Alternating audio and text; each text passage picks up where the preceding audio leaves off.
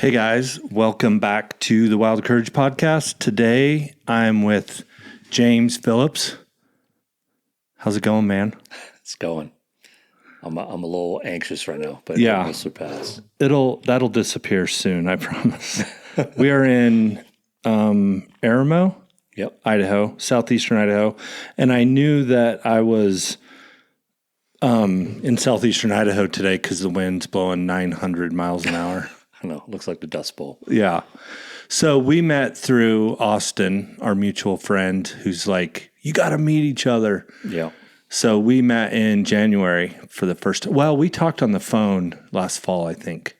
We did, I think. Yeah, I don't remember. I think December, because I actually listened to Austin's podcast, and that's how I got started on Wild Courage. He was my gateway. Yeah. So I actually met Austin in the fall because I invited him to gather at the place that I invited a bunch of veterans out to help gather. So that was the first time I met him, and he told me about your fire that was coming up and that he could get me in. And all I could think was, man, I'm away from my wife for 10 days right now. There's no way I can squeeze that into. So, Bad timing.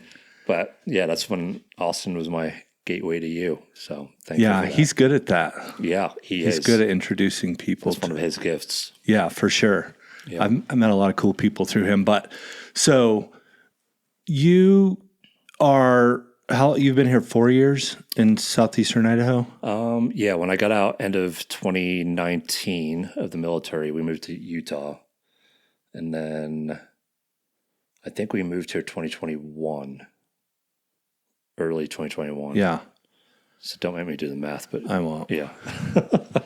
So I'm going to tell you all the things that I know about you. Okay. You're an entrepreneur, you and your wife. You were in the military, and that's really all I know about that you were in the military. I don't know what branch or anything. Okay. And I know that you're pursuing this whole cowboy horsemanship world with a vengeance. I am. And I know that you're somebody that I want to spend more time with.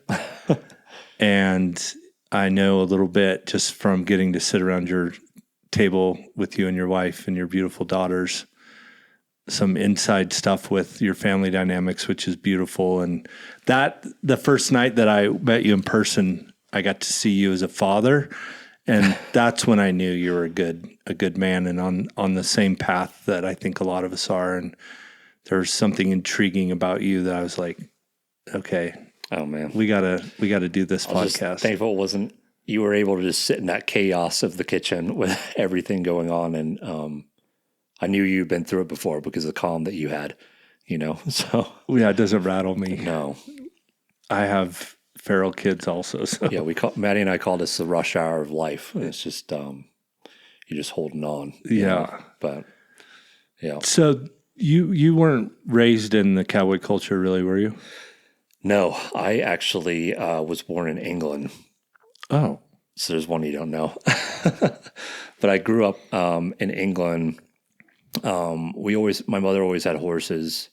And then instead of going to football or over here soccer practice like everybody does, she carted me off to riding lessons.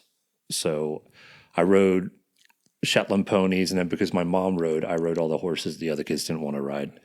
So like a big gray named William that would just take chunks out of these other ponies while we're trying to learn how to ride English.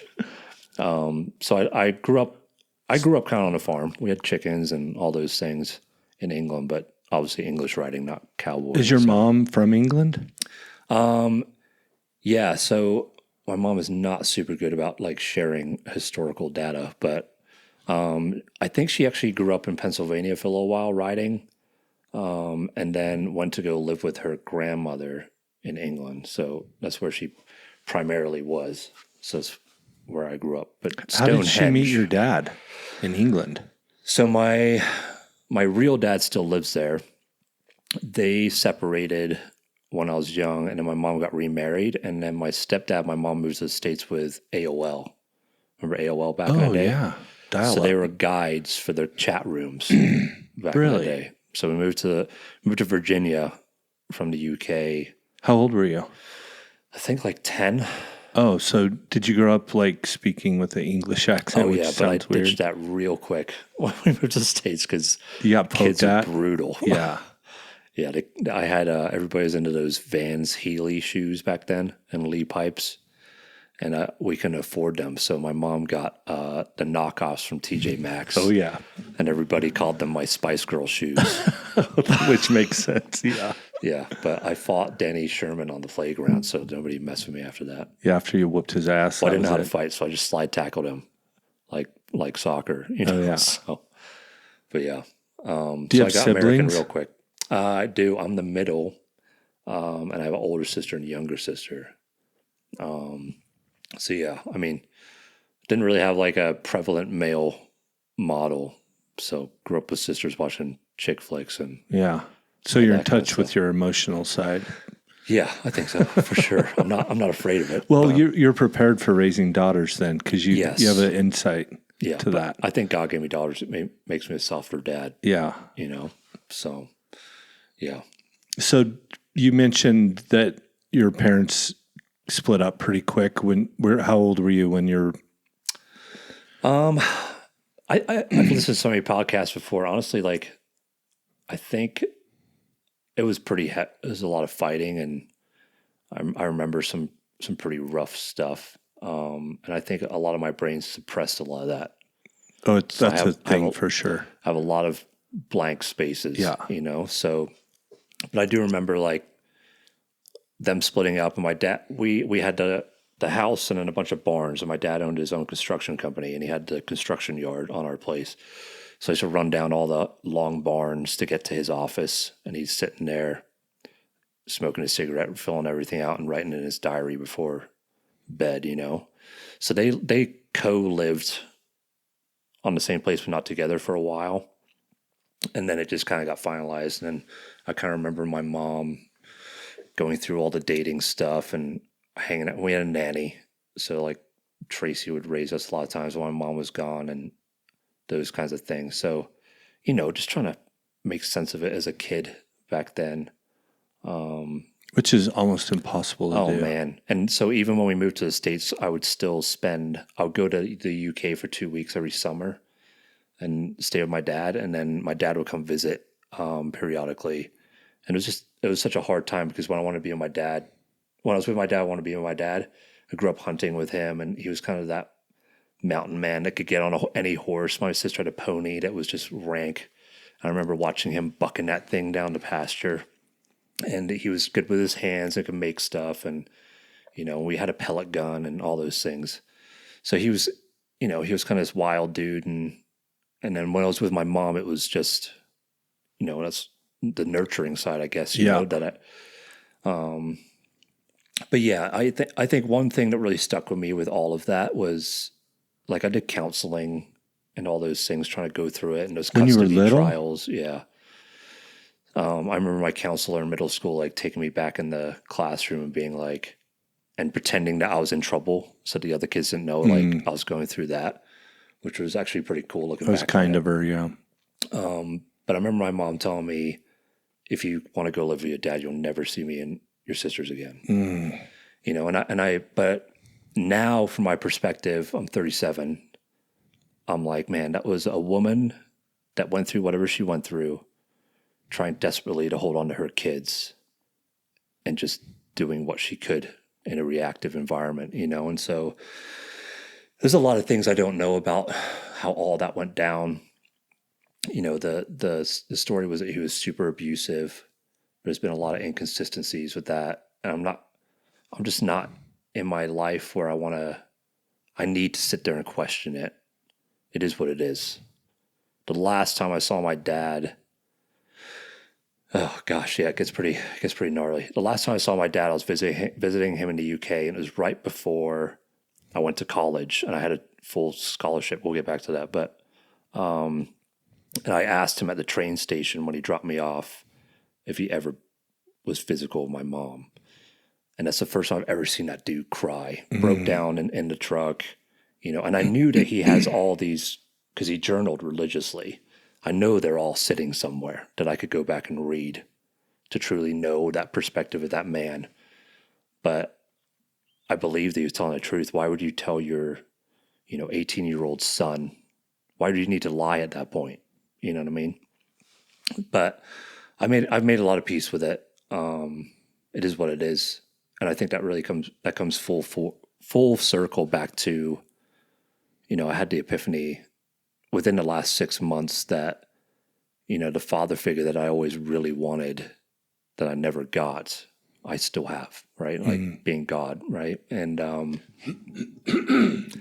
yeah. And while I was there with my dad and I asked that question, I had to fly home short that trip because my stepdad had been physical with my mom. Oh, geez. So went through all that as well.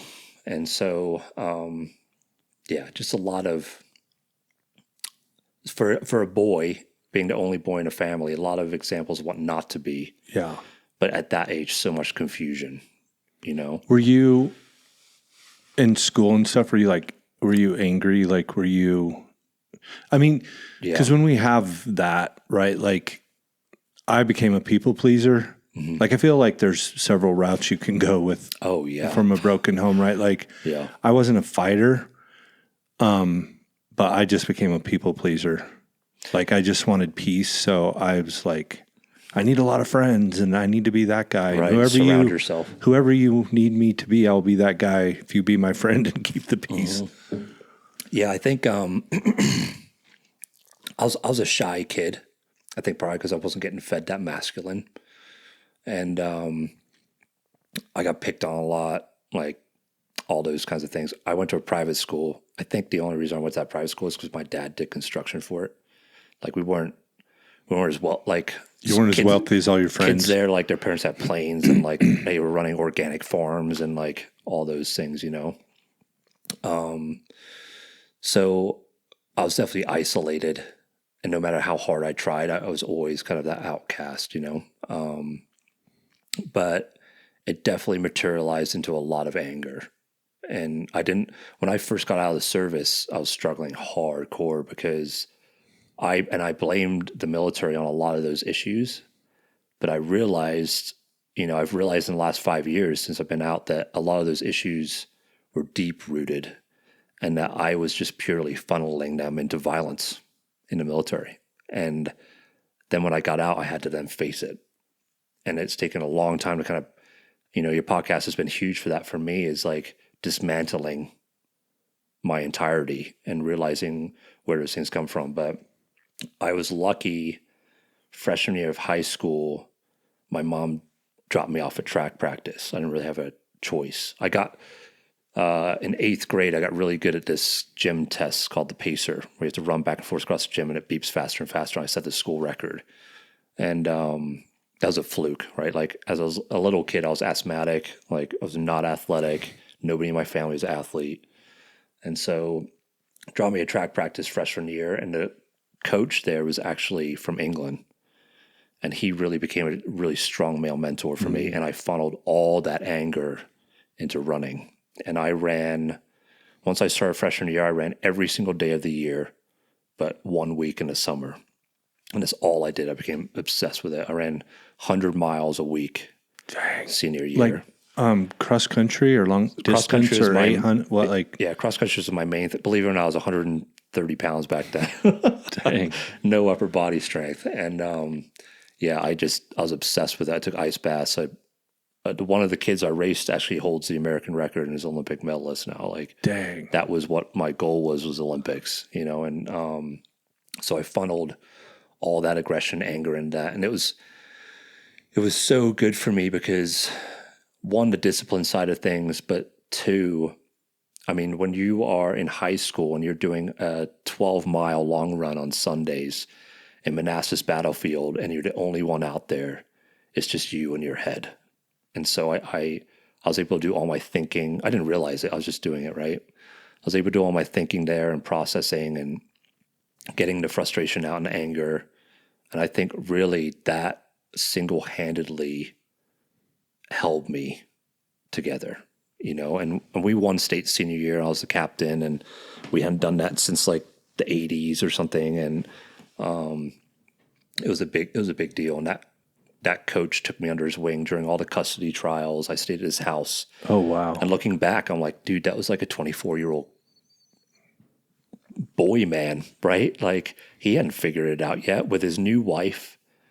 And I got me, a teenager, crashing in his house so he could drive me to the nationals course so I could do a workout on it before nationals. Like just completely saved me. What a gift. Oh my goodness, you know. And he actually wrote a book about our senior year because it was kind of a miracle story, you know, like the underdogs and one of the guys' dads passed and all these things, but just really a bunch of boys coming together from whatever they're going through and towards a common goal. And so my anger was, You had an outlet.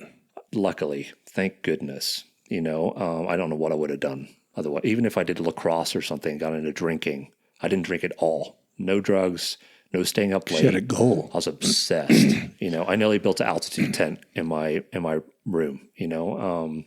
Well, I think it's interesting too that you found it's an individual sport, Yeah. but there's a team aspect to it in track, right?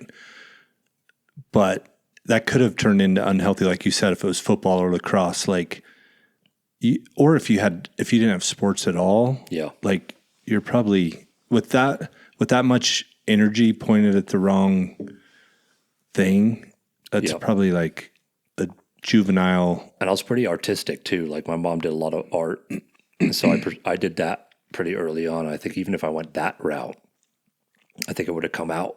It would have come out of me in some way. Yeah, some dark stuff maybe. Yeah. So I think channeling that aggression into athletics, and then that carried me through the military too. You know, was good. But I had a hard time leaving that coach on scholarship to a D1 school and then being asked to just perform. It wasn't my outlet anymore. It was a job. And that's kind of where I started drinking and going off the deep end in college. Did you feel like you were like being used at that point? Yeah, gosh, I think in my healing journey now, I thought about that coach a lot and what he's gone through. And I mean, he won national championships at Stanford. He came to that college to rebuild the program that used to be a legacy running program. And he brought in all these young studs from all over the country to build a team. And they actually kicked me off the team, put me on probation because they said I was talking crap to another teammate during a race.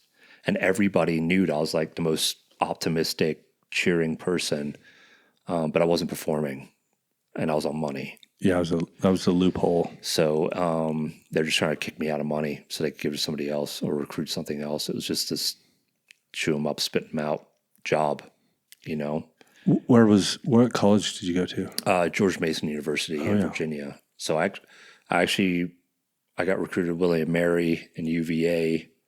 If I did it all again, my good coach was actually trying to push me to go to a D3 school so I could still be cultivated and not just be thrown to the masses, you know. And I actually got an injury outdoor track of senior year after I signed my paperwork. I got a stress fracture from too many miles.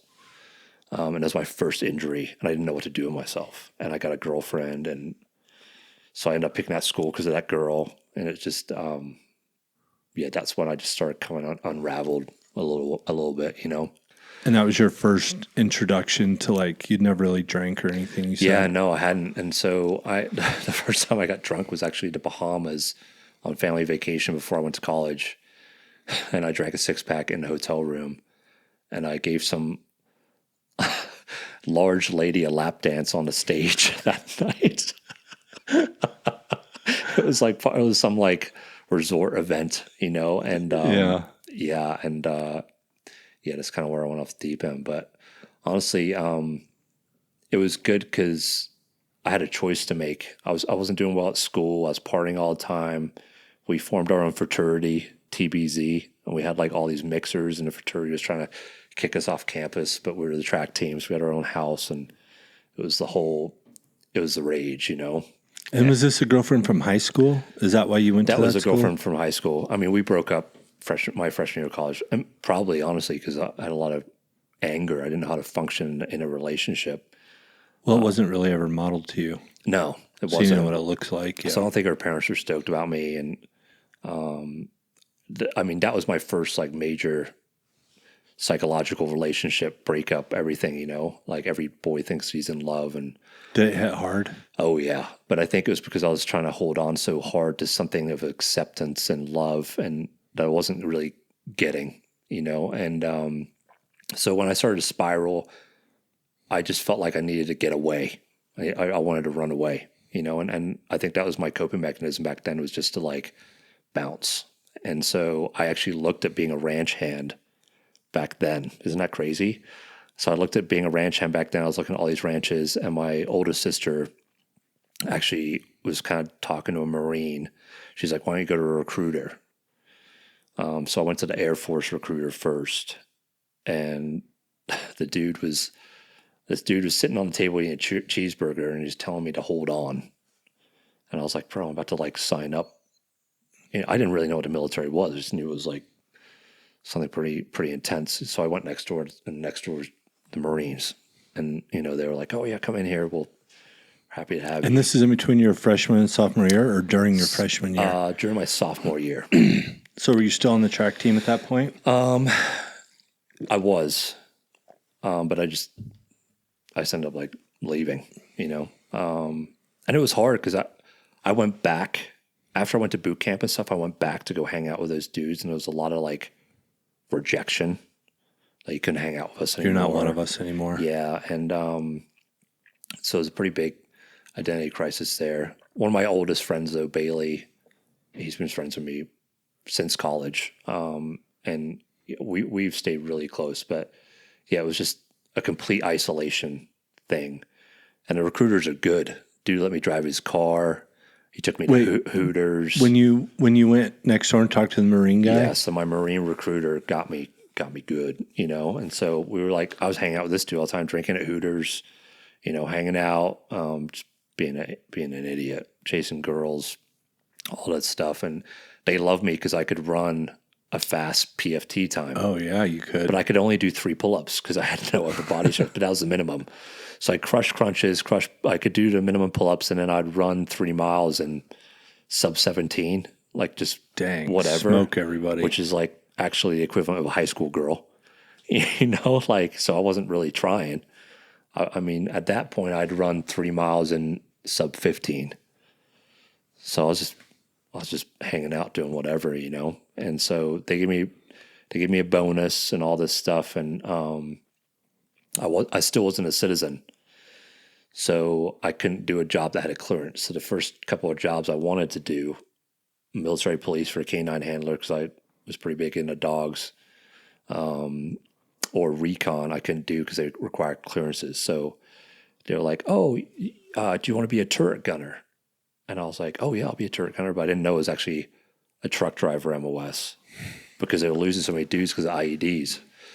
So initially I went in the Marine Corps as a truck driver. Because you didn't have your citizenship? Because I didn't have my citizenship. Was your stepdad from England also?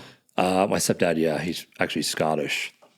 Yeah, so, but he didn't really have a role in any of that. There wasn't any mentorship, or he had been in the Royal Air Force and stuff back in the day, but pretty non-eventful, you know, so. But how did they let you sign up for the Marines without? I was 18. But without being a U.S. citizen? I guess you can do it as long as your job doesn't require a clearance. So I had to get my citizenship to go to special operations. So you had to go through all those hoops. Oh yeah. So I got my citizenship with like 500 Hispanics in LA, and I found a shirt in the closet, and I was super sunburnt with this Spanish. It's on my green card, my naturalization certificate. It's a pretty funny picture, but yeah. So I got it when I went to special operations, but that wasn't. I had to do 4 years first as a regular Marine. And where did you go to boot camp? Parris Island in South Carolina. Oh, okay. Yeah, that was, and they got me. I mean, I got brainwashed pretty good, you know, like not walking and drinking and all that stuff. But yeah. Were you like? I mean, you did 4 years. You could have got out then, right? I was planning on getting out. Then what changed there? That was, I had no plan. I didn't know what I wanted to do. I didn't really have a lot of, most people that had the job that I was attached to artillery and stuff, which was cool. So I wasn't just like in a truck company. Like we were in Twin Palms, California. We shot every training exercise for the infantry. We deployed twice just to Japan on a MEU. So you go on the battleships. If anything happens, you deploy to that place. So we went to like Philippines and Thailand and trained their militaries and stuff like that. But all that time, like Afghanistan and Iraq was happening, but they didn't. We did a whole workup for Afghanistan, but they didn't need artillery anymore because the terrain was too steep. So we got replaced. So I worked my way up pretty quick, but I was pretty burnt out. And I was just like, this isn't what I signed up to do. I used to always say you could train a monkey to do this job. I was doing a job with somebody like 5 ranks higher than me. So I was just going to get out. And I was like, gosh, I don't want to move back in with my parents, Right. Did you have money saved up and stuff? No, just blowing it all. Like, Because when you get home, you know what I spent that 10 grand on? A street bike, a brand new street bike. Yeah, you did. And then I sold it because it wasn't practical. I got a Jeep that I had to pump up the tires with a bike pump. Like I sold it to my buddy for like $50 when I got out, when I went to special operations. But I ended up having a young captain, and he pulled me into his office. And like when you were about to get out? When I was about to get out. And he sat me down, and that was everything in the conventional Marine Corps is like you're standing at parade rest when you're talking to somebody senior than you. It's yes, gunny, no gunny, yes, sir, no, sir. It's all you have field day inspections of your room, like white glove every Thursday. Like you're in conventional Marine Corps, and running around in formations, like all that stuff. And so he pulled me in his office and he said, I'm having a conversation with you. I'm David and you're James. And that's mind-blowing for me, right? Like, you're an officer. I'm supposed to be standing up pretty rest calling you sir, And so he was like, look, you have a lot of potential. You're running an entire section by yourself. Entertain me and just put in a package to go to OCS, which is Officer Candidate School, or go try out for MARSOC. And I had no idea what MARSOC was at the time. All I knew is I didn't want to go back to school because I would have had to finish 2 more years of college to get a degree to then go to the officer pipeline. So I put in a package for MARSOC. And at that point, that was 2012, MARSOC got founded by Rumsfeld in 2006. He went to the Marine Corps, said, you have to stand up a special operations unit. So they folded Force Recon, some of Force Recon, and created special operations under SOCOM. So MARSOC was still pretty new. There wasn't a big recruiting effort. There is now. Like you have a training program and everything now. None of that existed. So that was the first time that I had to like figure something out by myself. I wasn't being spoon-fed something, And so I figured it all out. And I went to selection. And that's like every special operations selection, like land nav. You don't have a name, you have a number. You're just all these team building exercises under stress so that your true character comes out, your leadership abilities, all those things. And that was probably the first time that I kind of came in boot camp. Everybody goes to church because you get away from drill instructors. But that was probably the first time I had come back to God. And I was like, I remember running through the woods because you have to do these land nav points by yourself. You can't talk to anybody else. You have to stay a certain amount of distance away. You don't talk to people when you go back to the squad bay. Like you go to your rack, you get instructions to the whiteboard. Everything's very regimented. So in the woods by myself, trying to find these ammo cans, that was when I was like, if I'm supposed to do this, God, like, carry me through. And I was kind of like, I remember beating out of a tree with my rubber rifle, just so frustrated and broken. And you show up in the classroom in the morning at 5 a.m. or whatever, and the instructor walks in, and you don't know what the day is going to be. And so he goes, today is land navigation. And you go out there, you go in a blacked out van, you don't know where you are, you don't know who you're with, and you take your instructions from a cone, and you go find that next point. And you get instructions from a cone, you go all the way back across your map. You just got a map and compass, find your next point with your rucksack and your rifle. And so, I had some mental breakdown times out there, in the woods mentally, just like, what am I doing? And it kind of carried me through because I read a book before that called The Heart and the Fist. It was about a humanitarian that then found on his humanitarian missions that he couldn't impact change on people. And because of extremists and stuff that were oppressing them. And he went and became a SEAL and went to these places and made a difference, right?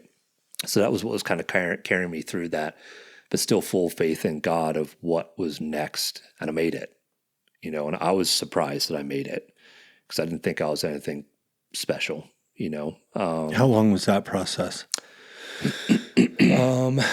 Assessment selection, I think I want to say it's like a month. And you're just getting your ass kicked. Yeah. So the beginning, you come and you do like your physical fitness test, all your mins. You go in the pool, and then you go up to an undisclosed location, which is actually in Virginia, and that's when you like have to build these apparatuses as a team and carry these grueling weights, certain distances, and people put into stress situations, and you got land nav and critical thinking tests and all this stuff. And then you get, literally, they have numbers on a whiteboard, and it's like, these numbers be outside at this time, these numbers be outside at this time. And you don't know which one is getting selected or what you're doing, or if it's over. Like, you don't know how long it's going to be. So I ended up going out there with the numbers, and we got told we got selected, So it's cool because I went back as an instructor later and got to see behind the curtain. But at the time, you have no idea. You don't know if you're passing or not. You don't know where you're at. Dang. So it's full That's intense. just trust. So yeah, I made it through that. And I was pretty much on my own, just doing my thing. What do you mean? I wasn't going home all the time. Oh, like in between? Yeah, I wasn't like super tied back to home. I was pretty gone, just in that life. I wasn't sharing a lot of it, with what we were doing or what things were or anything like that. Once you got selected, is it then more training? Yeah. So once you get selected, you actually go back to your actual unit until it's called ITC, individual training course. That's your pipeline to become a special operator. So that's where you go learn close quarter battle shooting, all the boat stuff, all the reconnaissance, everything. So I went back to my regular unit for 6 months and they banished me to the field. So I was out in the desert because they didn't want me to train. Why? The military has a really bad thing about trying to retain talent. So I was the kid that they put on every meritorious board to try to make the unit look good because I could run a fast PFT, but I never wanted to learn all the drill. So I would always like crush everybody in PFT. But and MARSOC was sucking up a lot of talent, I think. And yeah, so at that point I came back and my real good buddy Murphy, he was younger than me. I was like, you gotta get out. You gotta go do this. This is what we're supposed to do. And dude's superbly talented, tenfold to anything I could ever be. And so we snuck our rucksacks into the desert in the trucks, and we would wake up before everybody else, and we go run these desert roads by ourselves to train. And then they would sound reveille, and everybody at the battalion would wake up, and we do our whole training exercise, and then we do it again. And so just hungry. No You're matter just what, eating it up. just hungry. And so, yeah, so now I went to ITC, individual training course, and you can still flunk out of that. And if you flunk out of that, you go back to the Navy and Marine Corps. So that's 9. Because you had re-enlisted at that point. So I re-enlisted for 5 years as a 03XX. So I could get kicked back to whatever MOS they wanted me to if I failed. And dang, that's some pressure. So we started ANS, assessment selection, with 180 something, graduated 43. That's a very small percentage. ITC is 9 months. 9 months. We started our class with, I think, close to 200. I think we graduated 49 or something like that. And they all got kicked back to who knows what. So some people could be recycled to another class if they got injured or something, but most people just got dropped. You're done. So that's hanging over you every day. Like if Oh yeah, I 9 months. and do you know how you're doing along that, or is that like you just got to finish? Do people tap out? Every How day. do, how do they get? Some people quit. Yeah, a dude that was the fastest runner in the class. I became, thank goodness, I became the fastest runner after that dude. He quit at a tree line right when we got dropped off by helicopters, and he's like, "I quit." And the instructor's like, "We have to get to the next point for you to get picked up. Like, there's nobody here. We're in the middle of nowhere." He's like, "No, I quit now." So the team had to carry that dude's rucksack all the way to the next place before he could get dropped. Dude. So you can quit. A lot of dudes quit in the pool because you just get drowned in there. And but it's all a mental game. It's all a mental game. And thank goodness I had the running background because we ran everywhere, every day. So you had a little bit of an advantage. Yeah. So I actually got in better shape as I was there than most dudes. All the big dudes that show up muscled up lose it. Yeah, they get smoked. You know, and but yeah, it was So what was your specialty? Like what were you specifically training for? so you show up at battalion as a 0372 enlisted or 0370 if you're an officer, and you're basically an operator. So Navy has a SEAL, Army has a Green Beret or a Ranger, 75th is in SOCOM. So you show up at battalion, and essentially I'm an assaulter. So like I'm the guy with the gun that goes into the room. So you show up with close quarter battles level 1, breaching level 1. So you're a basic level across the board of everything. And then when you go to the teams, you start to become specialties and things. So you can either go kind of like a kinetic weapons route, or you can kind of go like an intel, I call it like a spook route, right? Like kind of what Austin did. So I didn't want to do any of that because there's a lot of writing. So I tried to go weapons based. So I was the master breacher for our team. So building all the breaches and charges, but mostly a shooter. And I was supposed to go to sniper school with my best friend, but our actual JTAC, who was just an attachment. So MARSOC, you have your assaulters, which are your operators, and you get like a regular Marine that's kind of gone through a month-long crash course at MARSOC will be your comms guy, or a regular Marine will be your K9 handler, or your JTAC that controls planes. Well, our JTAC called in our position in a training exercise as the target, so we got fired. So then they were like, well, we have to have a JTAC to deploy. One of you guys has to go to the short course. So I volunteered and I went to JTAC school. So I controlled air, and I was a master breacher and some other mid skills. I find you to be ridiculously a humble dude. So I just got to ask. So as far as Marine goes, you guys are the baddest asses of the Marines. So Marine infantry is supposed to be the most formidable infantry in all the militaries. Like, so every Marine's a rifleman. So every Marine has to go qualify with a rifle at the range every year, and pistol depending on your job skill. They don't do that in all the other. You might touch a rifle in Air Force, like basic training, but you're not going to go shoot a gun every year Right. if your job doesn't encompass that. So yeah. And then MARSOC's supposed to be the top 1%. Same thing for SEALs, same thing for Green And Beret. what you were. So that's what I became, for the Marine Corps. Was basically a Marine Corps SEAL. You're a little bit more badass than Austin, right? I mean, he's a lot taller than me, but I feel like I could take him, you know?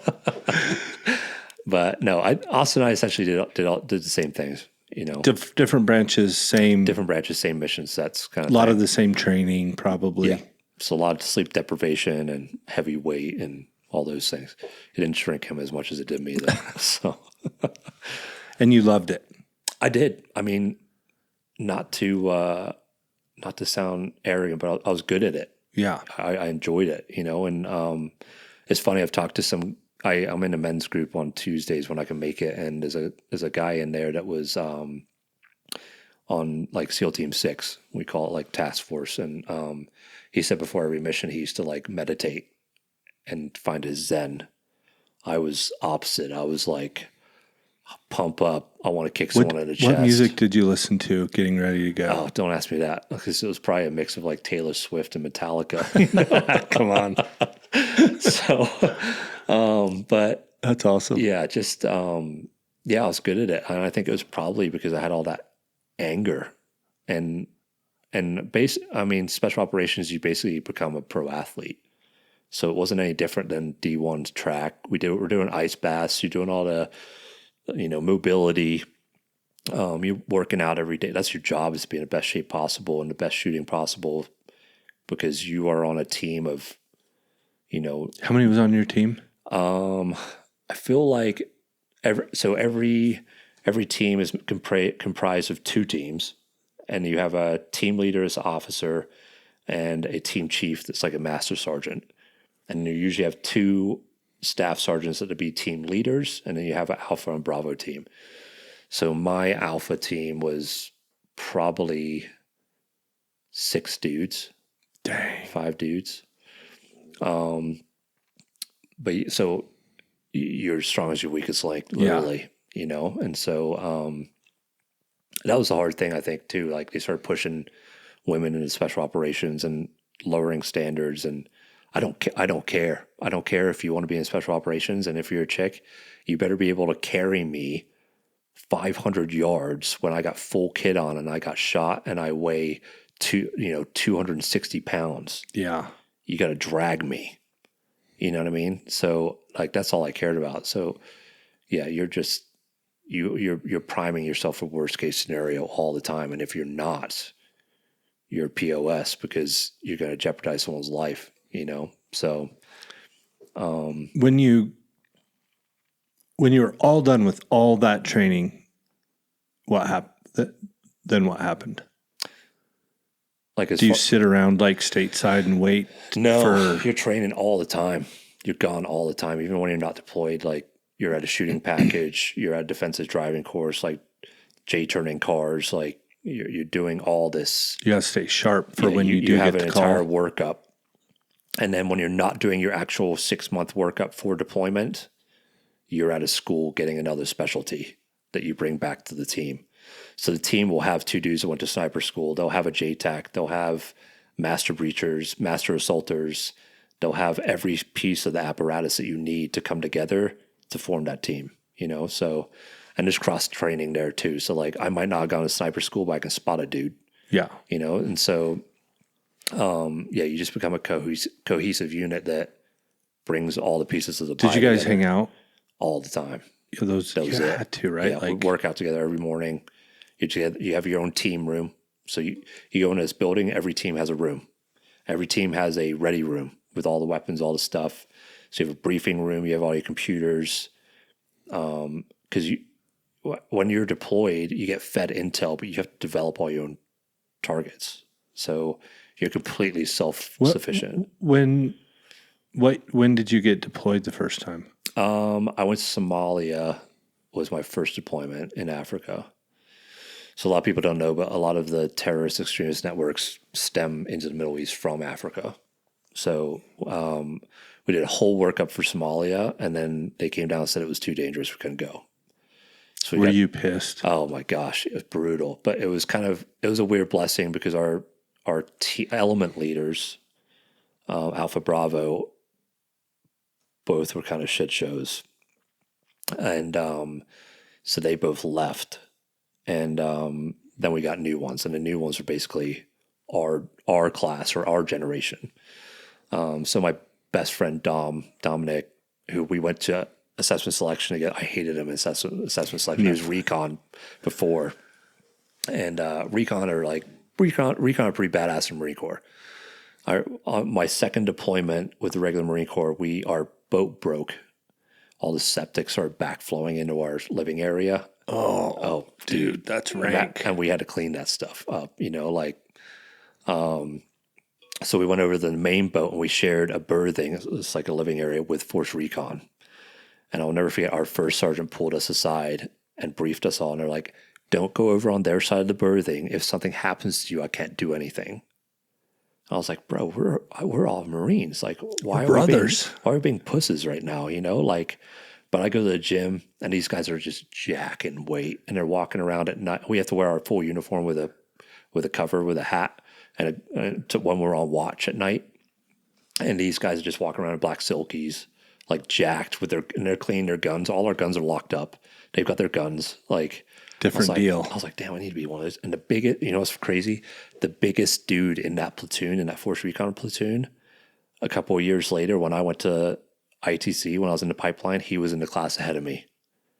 And that's when I was like, I'm where I'm supposed to be. You know what I mean? Like, yeah. I'm with those kinds of people right now. And so, but yeah, so Dom became our element leader. And we're still really good friends. We still stay in touch. You lose a lot of that when you get out, but he's out now. He actually, his girlfriend does all the riding stuff. So he's starting to ride horses, which is funny because he's like 6'6", big dude. He's riding half traps. She rides all these thoroughbred things because she does a lot of jumping. So he's trying to ride these crazy hot thoroughbred. But yeah, so yeah, it was interesting. So my first one was to Somalia, and that was cool. That's like your quintessential.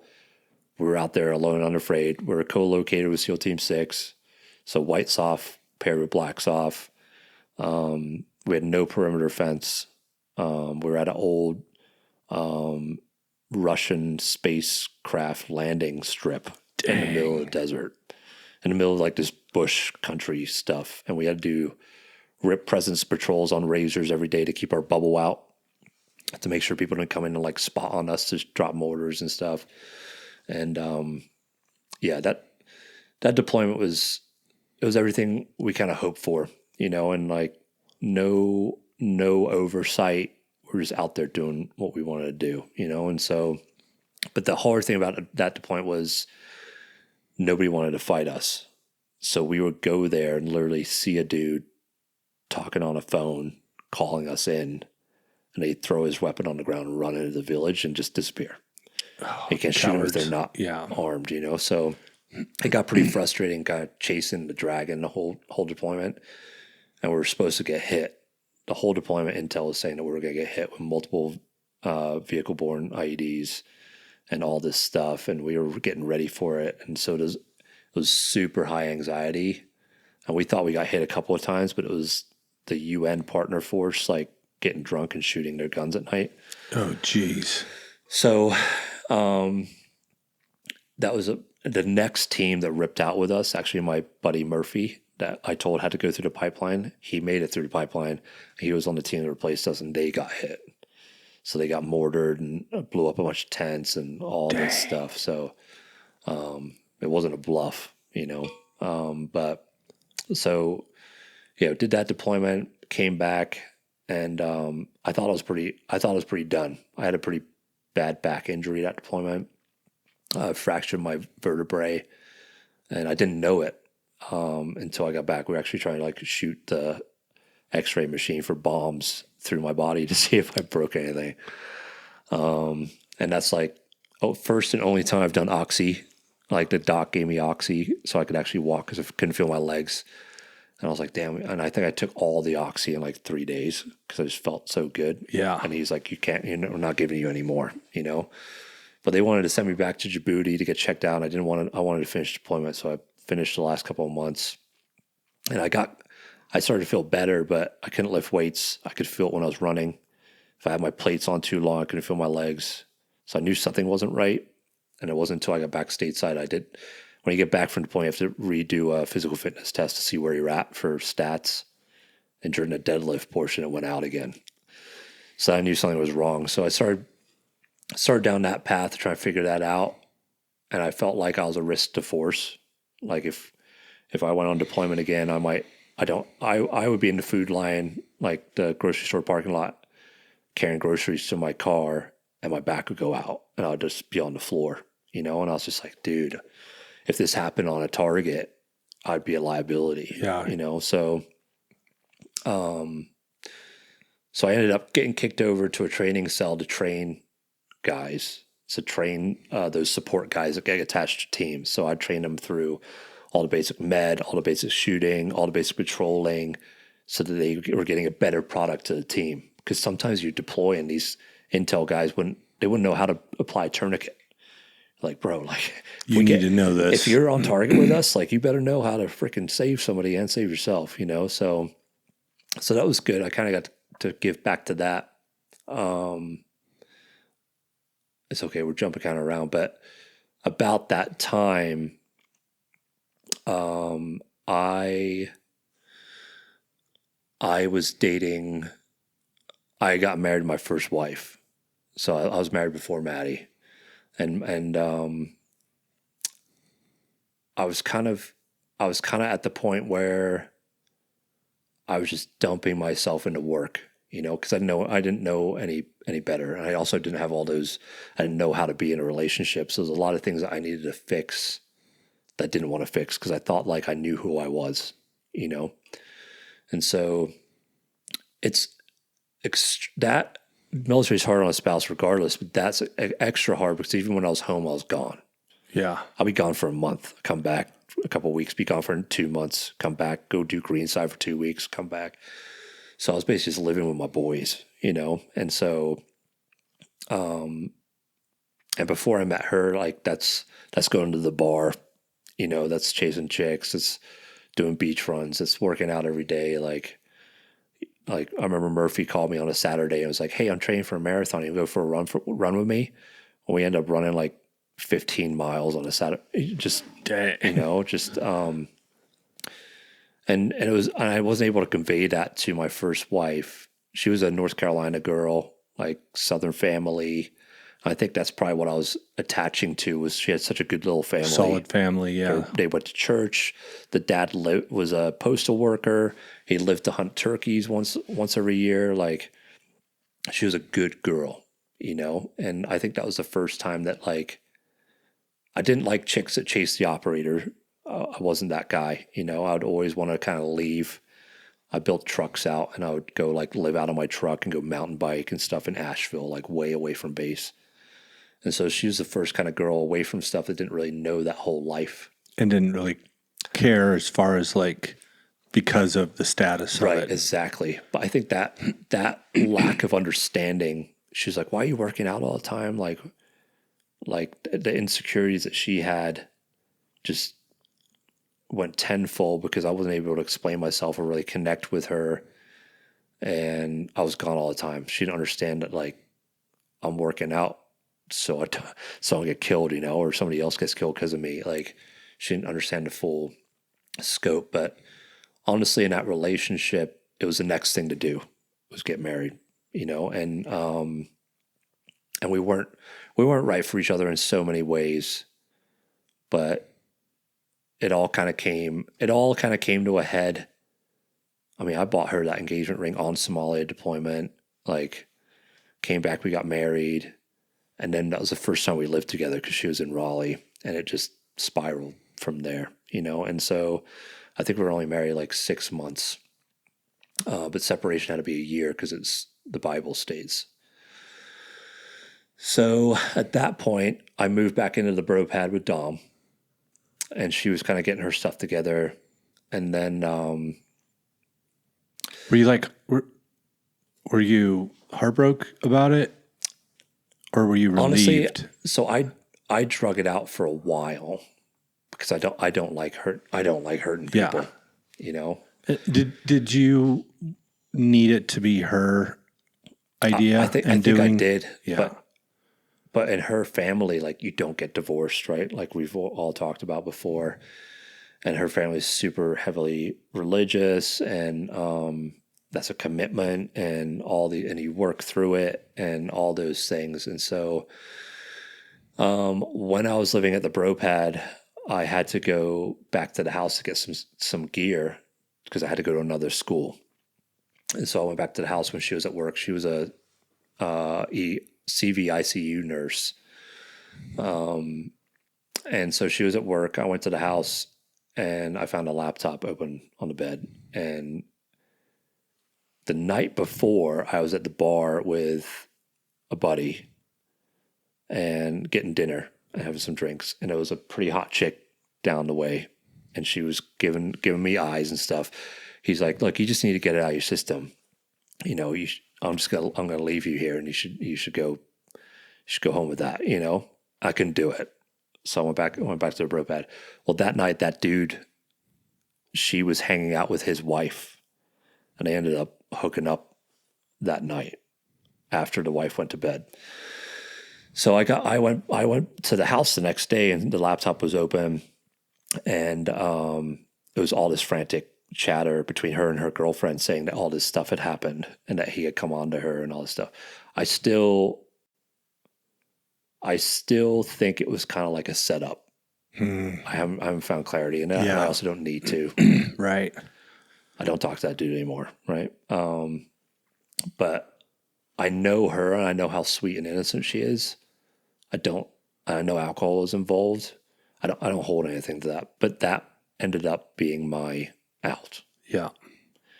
You know, and I remember a lot of times in that marriage, I would just have absolute panic attacks, like lock myself in a bathroom, like freaking out while we're getting in a fight because I can't compute communication or vulnerability or any of these emotions to handle that relationship.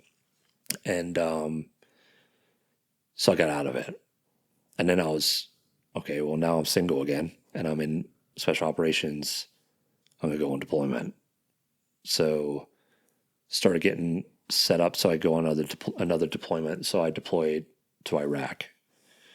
And we had been separated for a while then. The separation was about to be final. And I met Maddie. And so Maddie and I was friends with a dude named Jake in the regular Marine Corps who got out right when I went to Special Operations Selection. And he went to the University of Utah. And he got tied in with a program called Labs to Liberty that gives service dogs to veterans. And so I'd fly out to see him all the time in Utah. We go to Steamboat Springs, go downhill mountain biking, we go snowboarding and like all those things. And so Maddie was a mutual friend of that whole group. We just never met because she was too busy flying planes and doing all the things that Maddie does. Maddie's a freaking badass. So we ended up meeting. I think I actually creeped on her online on Instagram, and we went to Spain together on pre-deployment leave. So I spent my pre-deployment leave going with her to Spain, and we hit it off. And it was just, I remember talking to her at the training exercise right before deployment. Like you have a training exercise that you have to pass as a team before you're allowed to deploy, and it's basically like a mini deployment. So you're working through a fake target package and all these things. You have to plan it and you have to hit it, and it comes quick. You have a whole bunch of them over the course of a couple of weeks. And so, but the thing that really sold me on Maddie was I tried to play Joe cool and say I was too busy for things and I was going to go see somebody else. And she was like, well, that's fine. Just lose my number. And that's when the walls came down. I was like, no. Like, I'm not really like that. Like, I'm really interested in you. Like, I don't want to play the games, the courting games of, the stupid crap. And so that was the first time in my life where I was just getting looked at for me at face value and being accepted, And so, yeah, we hit it off. I mean, obsessed with her. And we just have all these real honest conversations, and she's got her own story, a crazy story. And she had already lived so much life, and so had I, and we were able to meet each other where we were, and it's funny because if either of us had met each other any earlier, we wouldn't have been the person that we needed to be in that. Right. And so amazing. And then I deployed, for 6 months and some change. And it was rough. We were in a new relationship. That deployment, she didn't even know we were still at war when we met. So I was like, you're perfect. She's a flight attendant. She would fly to North Carolina and I'd go meet her and all these things. And the first time I ever met her, like I had my service dog because I got gifted one from that organization. I put him outside the hotel door And she like opened, I didn't even think it was weird, like it's probably pretty freaking weird. Yeah. This dude shows up with his service dog, but she just loved it all. I had like a fully built out Forerunner that I was kind of embarrassed about because it was real nerdy, had all the overland, and she loved it. And we go rock climbing and mountain biking. We live out of the truck, and just like I was in awe of this human. And she went to church by herself, and she was just doing her thing. And she was not drinking. She was working out. She was looking after herself. She had perspective, everything. So deployment was hard because when you are in that vacuum, everything back home you forget about it. You just have to compartmentalize it, don't you? Yeah. And it's just, you're not eating it every day. You're not familiar with it every day. So you can make all the phone calls you want, all the FaceTimes you want. And it's just, it starts to fade. You know what I mean? And so that deployment was pretty crazy. In what way? So I was part of the SODIF, which is kind of this command center, but the operators that were part of the SODIF could go and plus up teams for mission windows. So in our area of operations, our AO was like, I think 2 MARSOC teams and 2 SEAL teams. And we were overseeing all their ops and supporting them on their ops. And then we would go as operators and plus up their shooters for windows. And so we got to go do a couple of pretty good missions. Like SEALs got in troops in contact in one, and dropping bombs and all kinds of, and we were on that, And so it was what I wanted to be doing. But I had this girl back home I was crazy about, and I couldn't tell her when I was going to go what I was actually doing. She didn't really fully understand what I was doing, And so there's that disparity there. And so what ended up happening was you could kind of go outside the gate and go to some eating, drinking establishments. You're carrying a pistol and things. And that there's like counter intel and stuff out there, but like you kind of get away with it. And so we were kind of like burning it down a little bit, in between mission windows. Cause you train for the violence of war, and then they come down and put these rules of engagement on you and these rules on you, and you just start to be this crazy caged dog that's just getting poked all the time, And so it's got to go somewhere, and I think that's where a lot of these incidents happen.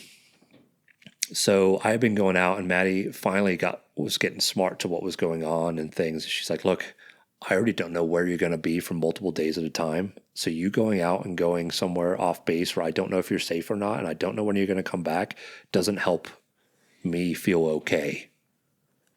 And I was like, okay, cool. I won't do it anymore. And so it was New Year's Eve, and all the dudes came and banged on my door, and I pretended I was asleep. I was like, I'm not going out tonight.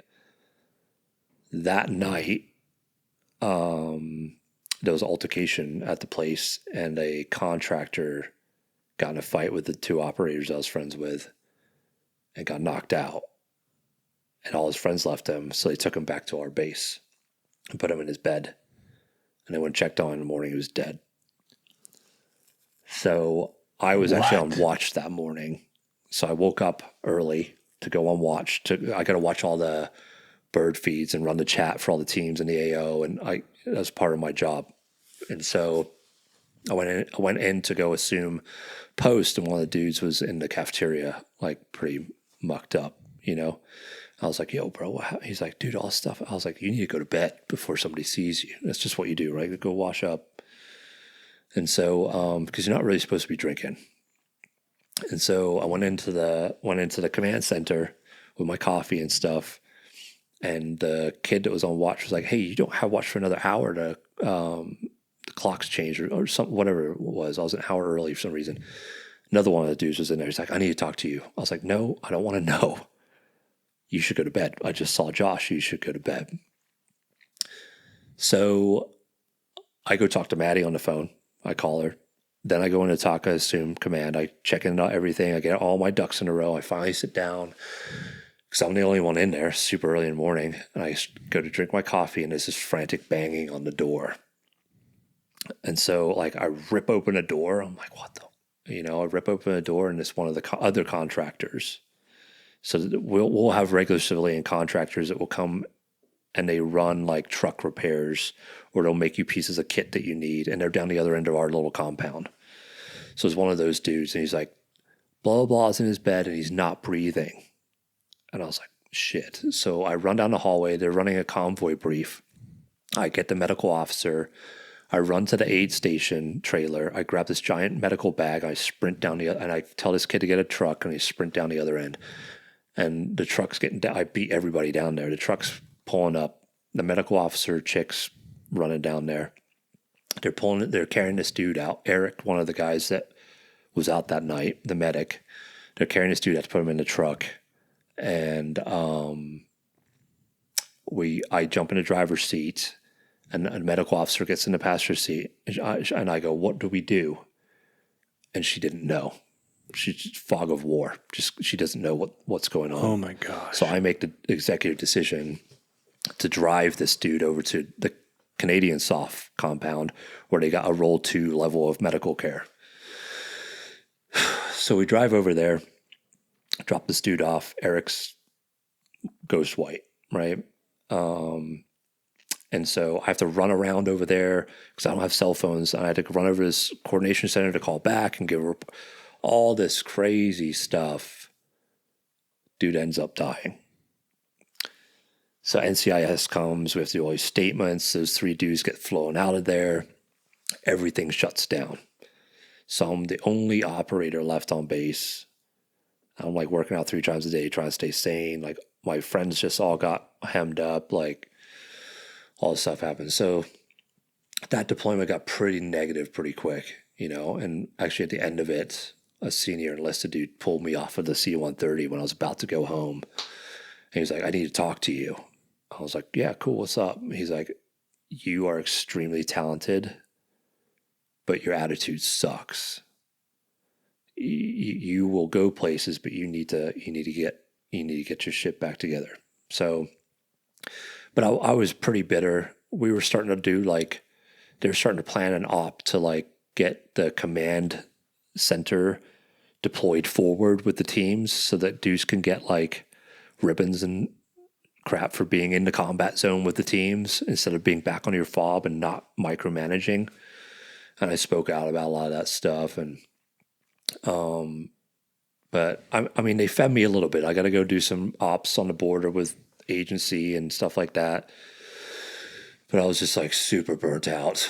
And so I came home from that deployment, and I was a pretty big mess. And so Maddie picked me up. Maddie picked me up from the, we're supposed to have this hotel room night. And I haven't seen a girl in a while, Yeah. And we get to the hotel and she's freaking beautiful, right? Leave, guy's dream, right? Right before me, I couldn't do anything. I lost my marbles, and I think we ended up just going to bed, and I talk. Maybe you'll get to hear Maddie's story, but man, she was like, oh shit, maybe this dude's not it, and so yeah, all that happened. Then there's all these investigations when I get back to the States, and I'm done. I'm good. And I want to get out. I want to go start this thing with Maddie. And so thank goodness for that woman. Kind of we go escape places to go, decompress. And I went rock climbing for a whole week when we got back and just hung out with her and just got to just kind of let my guard down again and just try to reassimilate. Because you don't reassimilate. They don't do training for you when you get back. One day you're in a war zone and next day you're back in America.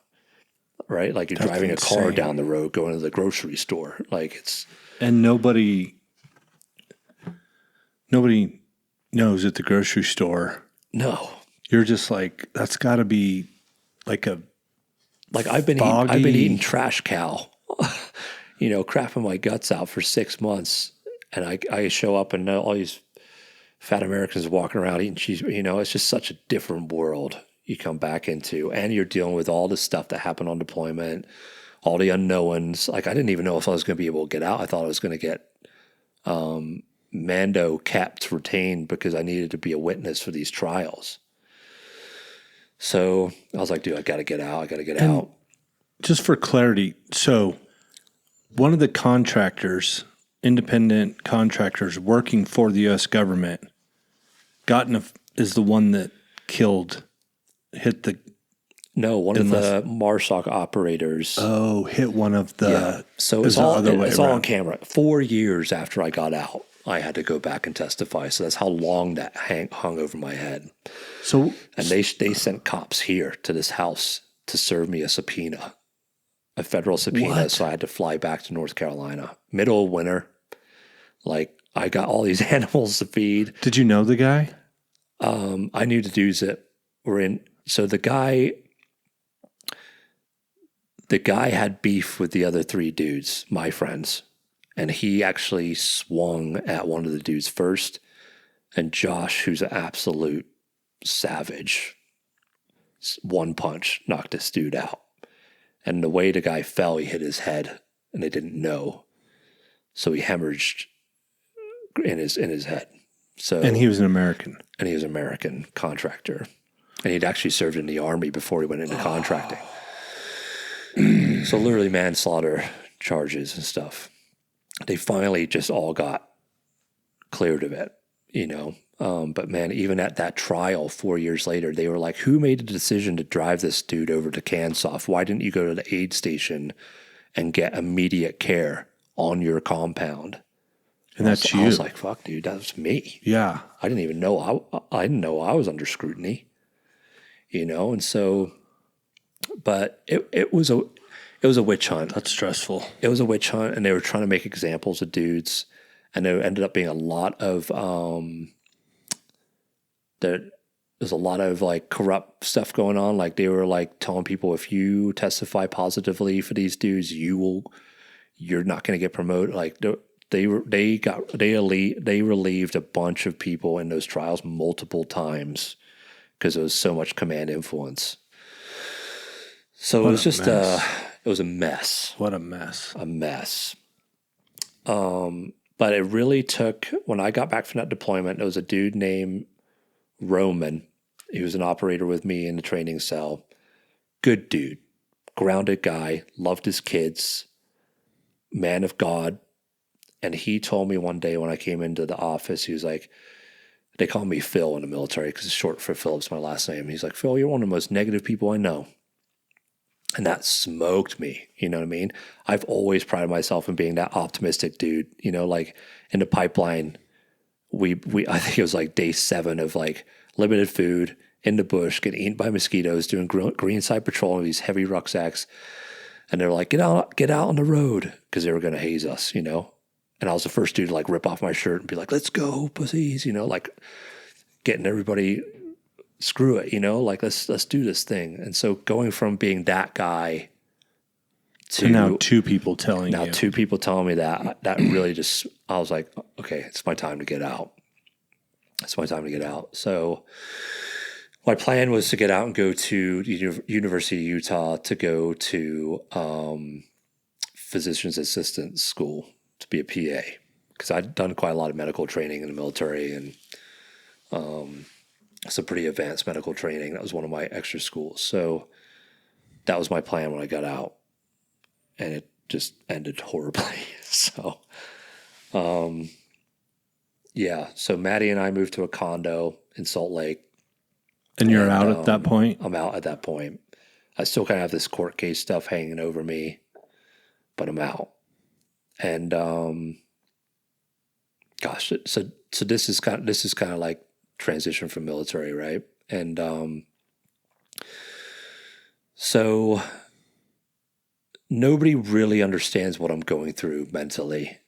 Thank goodness my wife is just an absolute, like we talk about, she's just a light, and she stuck by me through it all. And I was going to school with my dog Porter, and I was just having these breakdowns, these mental Like in reckonings. class and stuff? Yeah, and like in the hallway, all these kids shoving me and up and down the stairs. I was just having like anxiety attacks because I didn't know what was around me, and all these school shootings were happening. And I was packing a gun. Like I had a medical blowout kit in my school bag. Like, you know, I was way older than all these kids with all this perspective, and like it was just a thing.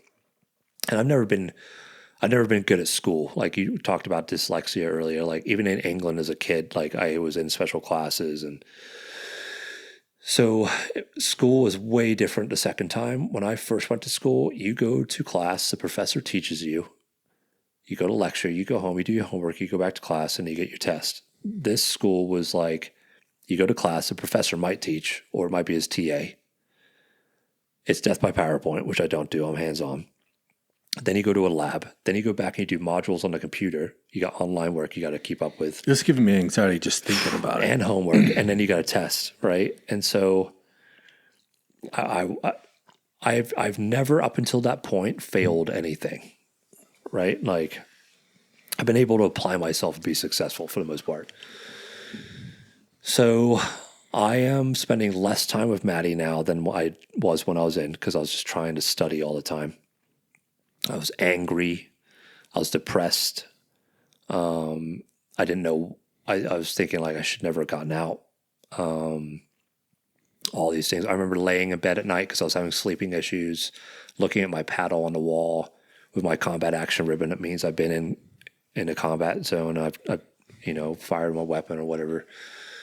And I was like, none of that means anything anymore. And that used to mean everything. You'd walk around with your ribbons on your uniform. You'd be proud, and you'd be one of those dudes that's actually been to war. And now you go from being top 1% to I am a college student. That's it.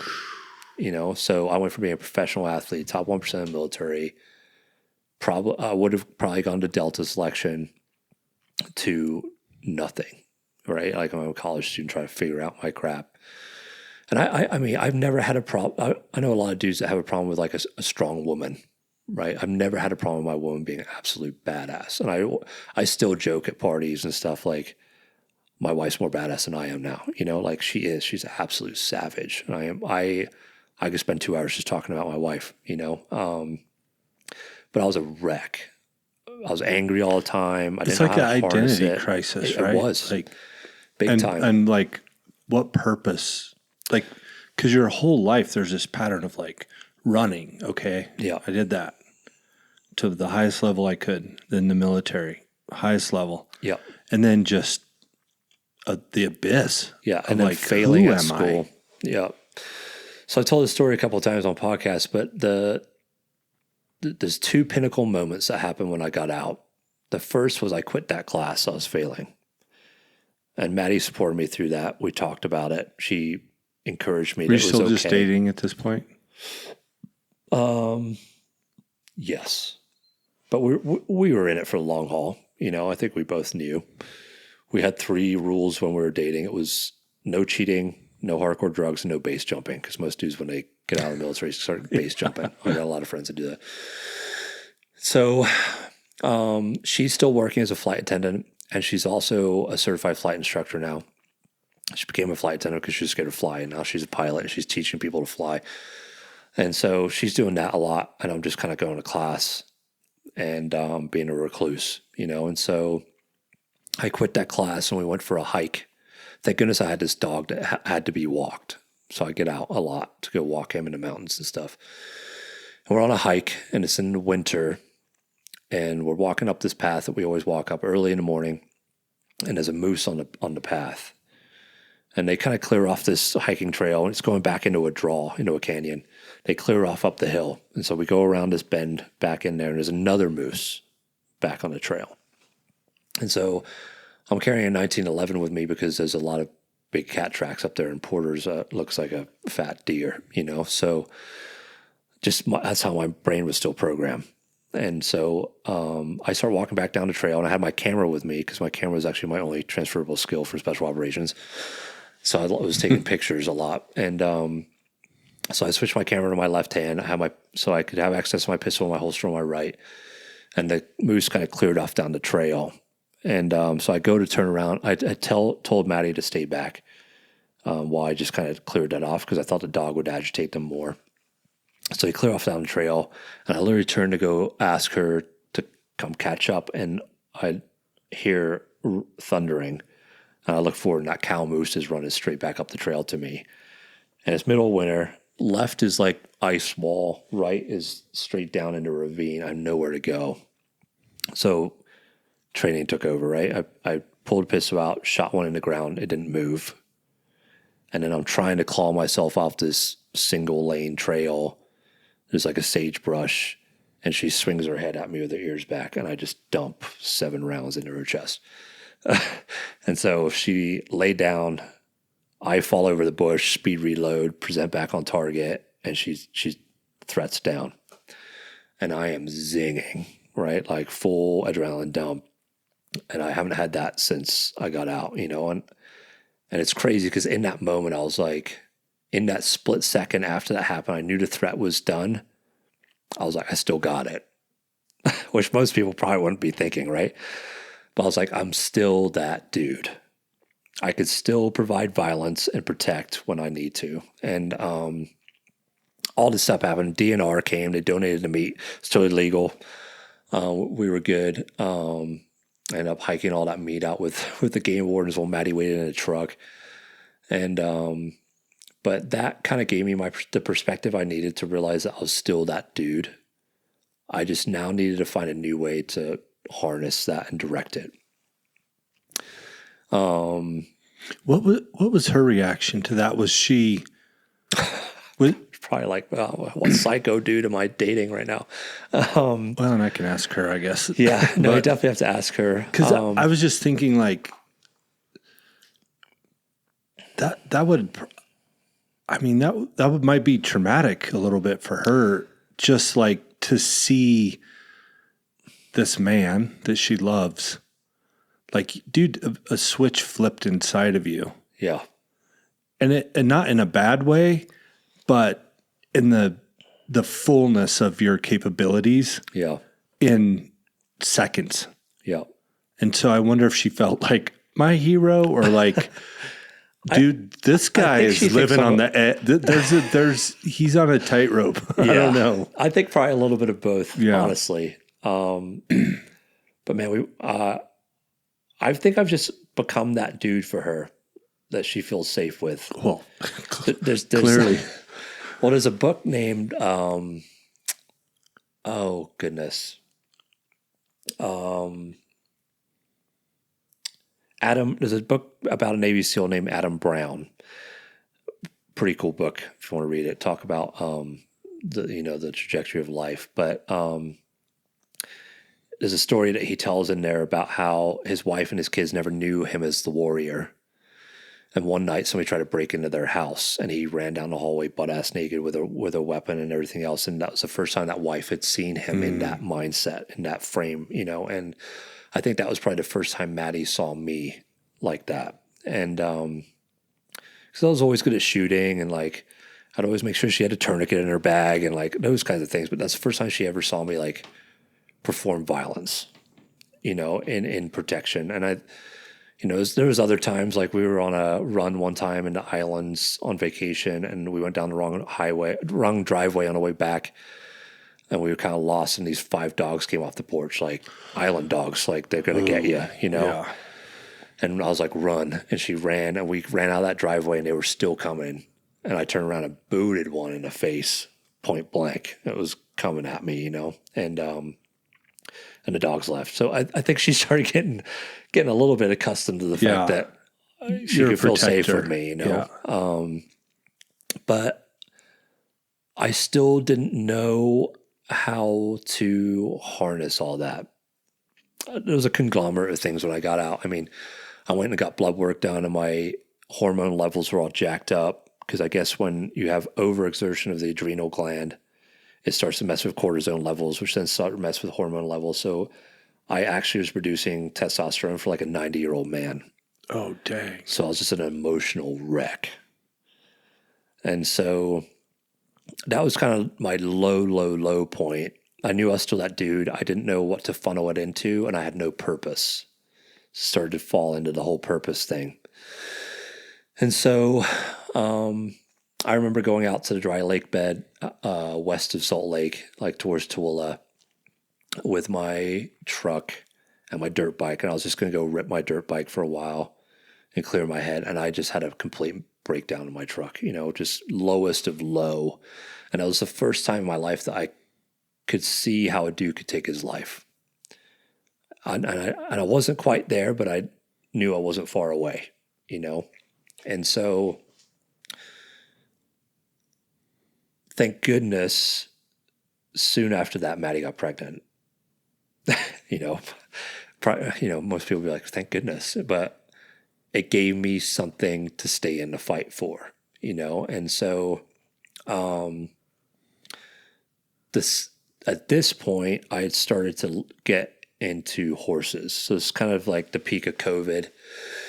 My buddy Zach, who is the son of the woman that runs the nonprofit that I got my service dog from, had gotten a Mustang and had broken it and was riding it. So I'd go over and I was around horses as a kid, And so I was kind of around horses again, and I was starting to ride his horse a little bit.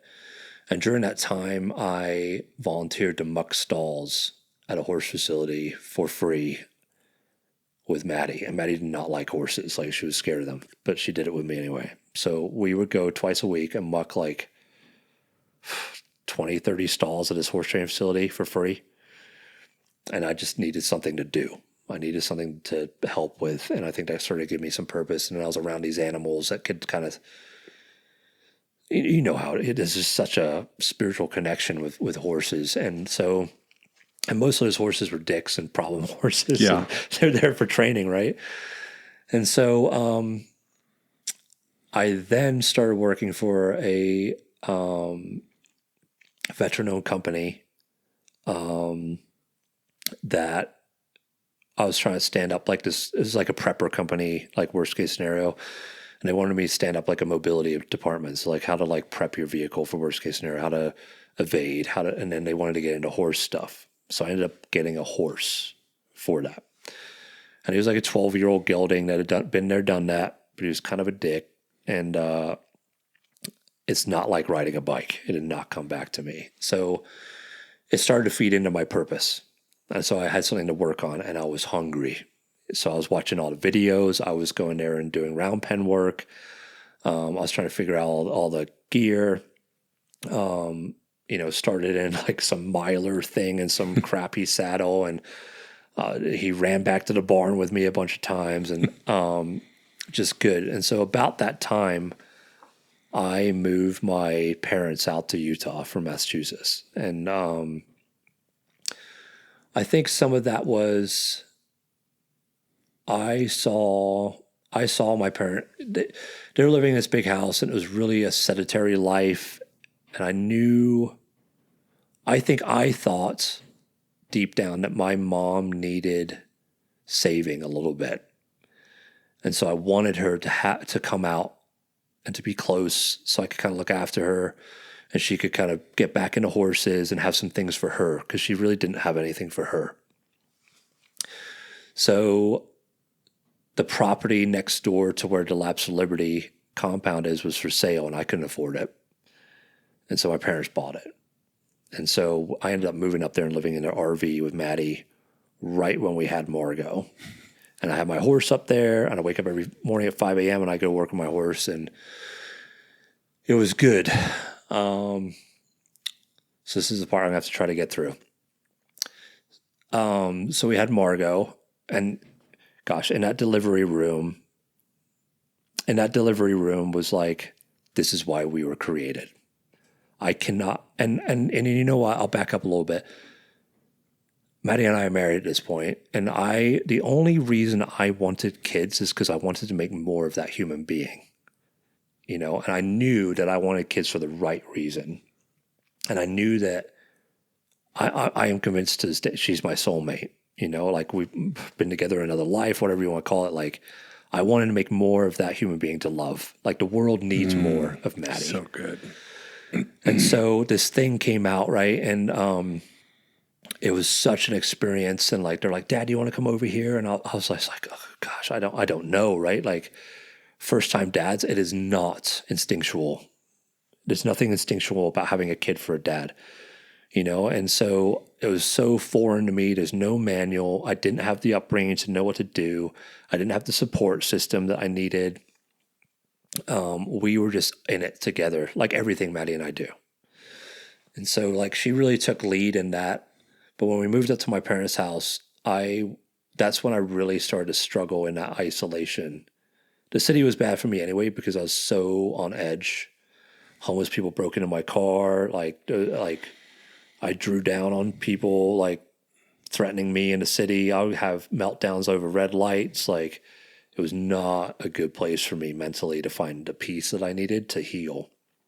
So moving up to Morgan was good, but now I'm facing the man in the mirror, you know? And so the crying with Margot was the worst thing possible. So I made a list above the changing station in my militaristic mind of everything I needed to do for that baby. So it was like change her, burp her, feed her, burp her, rock her. And you know how kids are. We're still crying, dude. Now what? Oh, I guess I'll start over. Change her, burp her, feed her, burp her, rock her. And I just was in this frantic problem solving thing. So basically what you're trained to do as an operator is to mitigate risk and find a solution. That's it simply in a nutshell, right? Like mission failure is not an option. You have to figure this out. So me trying to do that with a baby as a first-time parent was not, it didn't work. So I would the programming of my mind in war, if there's a threat or something is happening, you eliminate it, right? You go black, you resort to training, you react. And when you react, you go to muscle memory, right? So I was just going black and reacting in these frantic screaming sessions, you know? And I'm sure some of that goes back to programming of screaming on deployment or like SEER training where you're like shut in a box listening to screaming and like all these things, right? That heightens stress. And then when stress is heightened, I become reactive, right? Because in a high stress environment, I have to fall back on muscle memory. And all the muscle memory I had was military. So there was an evening where she was frantically crying and screaming. I'm just trying to get her to take a pacifier, and I'm losing it, you know. And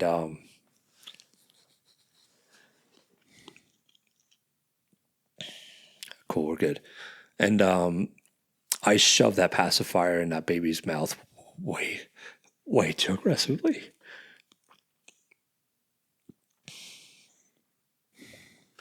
And I didn't know that Maddie was standing in the doorway watching. And, you know, it wasn't, gosh, I'm not going to make excuses for my behavior like a weak person, but it wasn't as bad as it could have been, right? But that was the moment she took the baby from me and she told me I need to get help.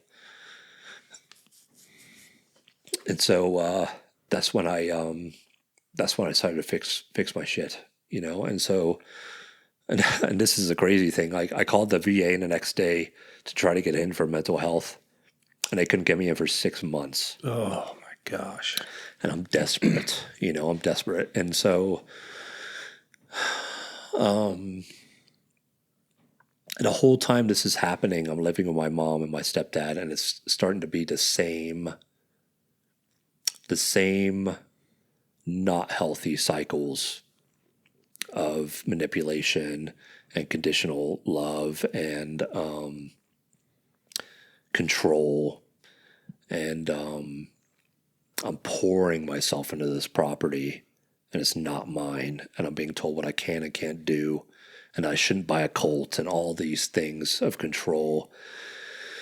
And I remember them sitting me and Maddie down in the basement and telling me that I need to get a job and that my child is going to be in rags and I need to pull my head out of my ass. And they had no idea the level of trauma and mental health that I was going through, and that I wasn't in any position to go work a 9 to 5.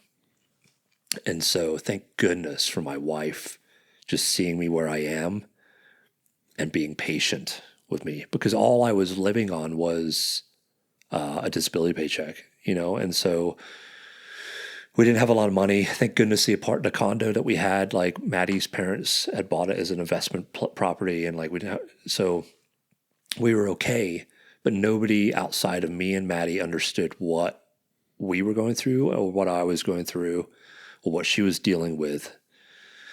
So I ended up calling the VA. The lady on the VA knew could probably hear how frantic I was. And she's like, look, I can't get you in, but this is a phone number to the vet center. Vet center is a volunteer organization, I guess, or something. And so I called the vet center. Vet center said, I can't get you in for a month. And so I just hung up the phone. And thank goodness this dude called back. Is like, I'll get you in tomorrow. And so I ended up talking to this dude, and that was the first time. You have psychologists and everything in special operations, but they're usually like these weird, creepy dudes that nobody wants to talk to, And when things happen on deployment or whatever else, you compartmentalize it. Like you joke around with your boys, and you're all going through it together. So like you never really address it. You just go back out and do the next day. Like it just becomes a thing. And so that was the first time in my life that I got to sit down with somebody that could tell me why I was processing things the way I was processing them. That the training that I had been doing was causing these isms, and I didn't have the coping mechanisms that I needed, and I didn't know any of this. So it was the first time that somebody was able to work with me and tell me like, hey, this is what's going on. So I was able to then become self-aware and recognize more and more when it was happening, and then be able to take a breath and stop. And what was more important was I was able to share that with Maddie, and she was able to just take it at face value and accept it and not resent me for it and not judge me for it and not say, you need to get your shit together, or not say and not beat me up on days that I fail and not judge me. That woman saved my life. You know what I mean? And so I started to get help. I started recognizing it. And about that time,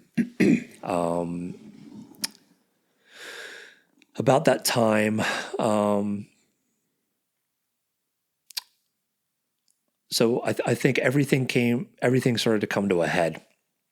And like with your parents and stuff? And we had a falling out. And around that same time, I was working on myself. I started to recognize the weight of what I was carrying around and how it was affecting those around me.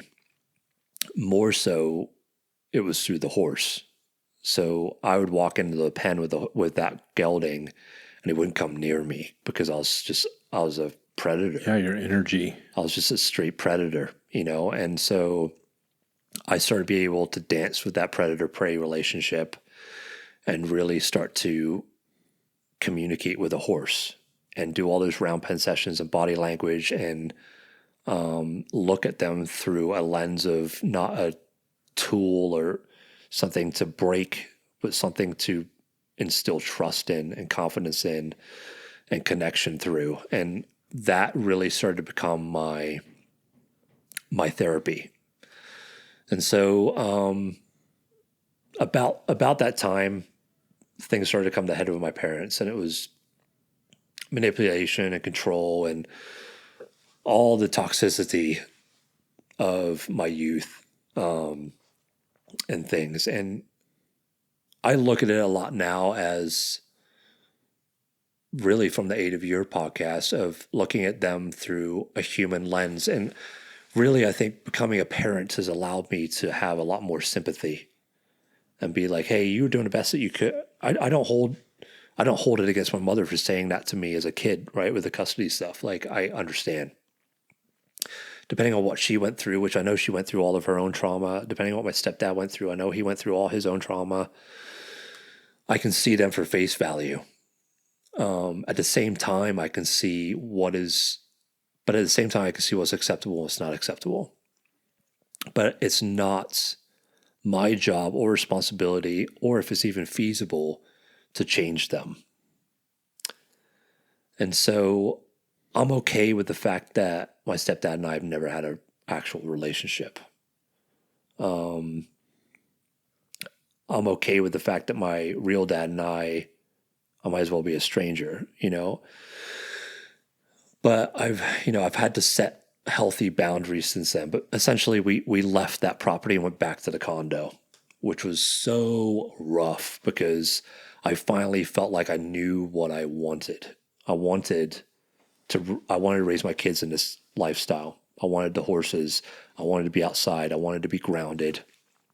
I wanted to find a place where I could bring other dudes like me that could find that enlightenment.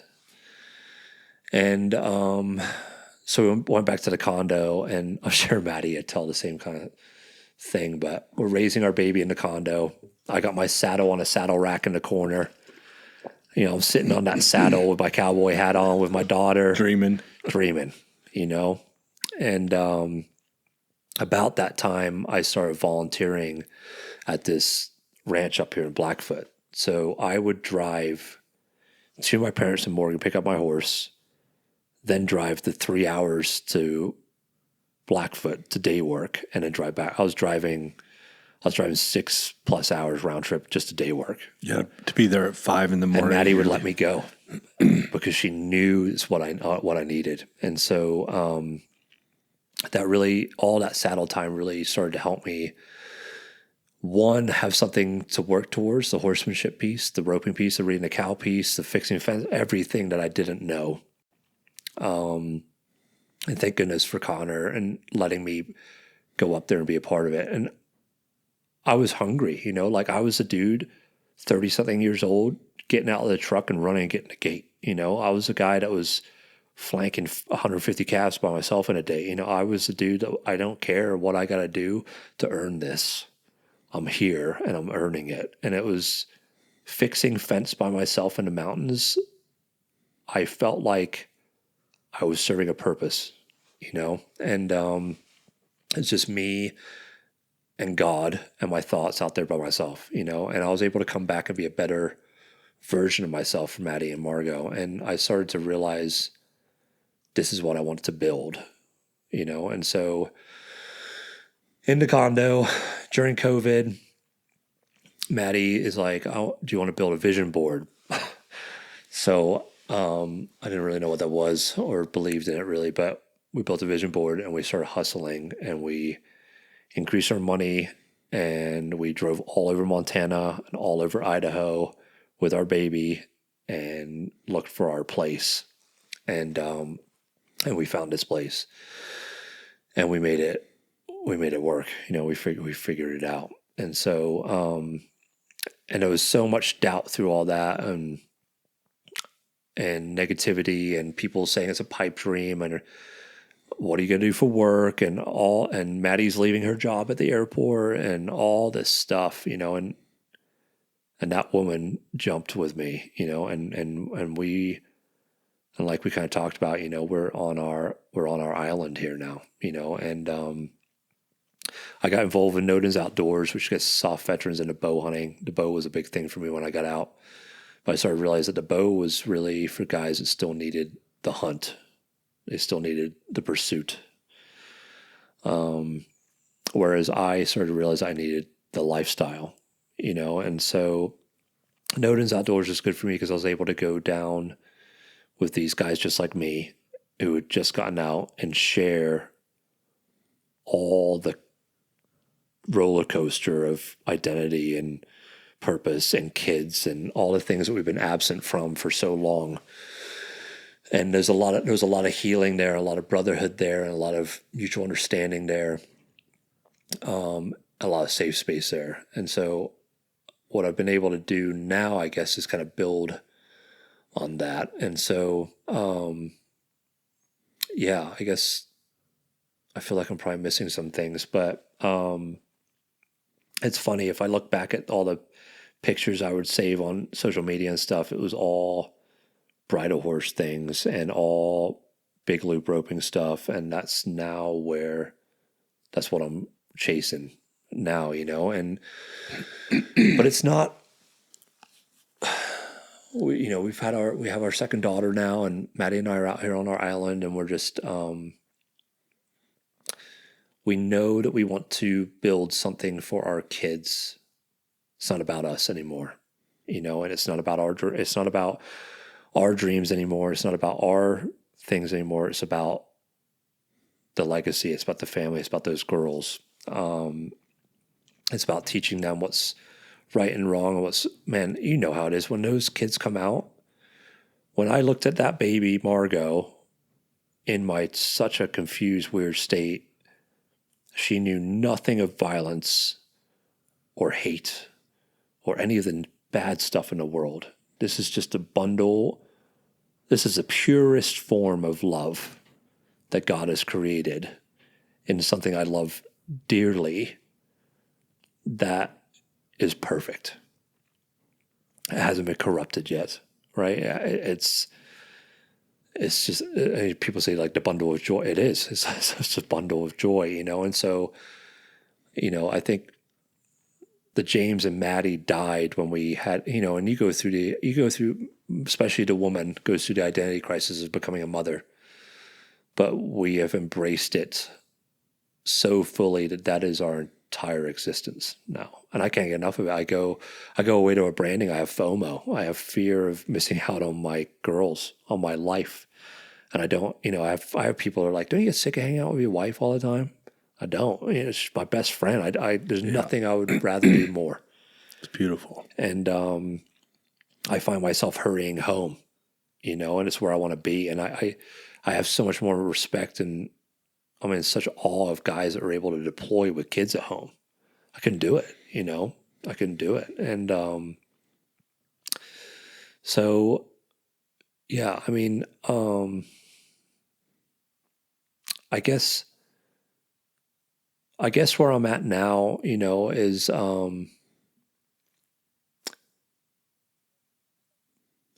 it's a daily effort for me to continue on this healing journey.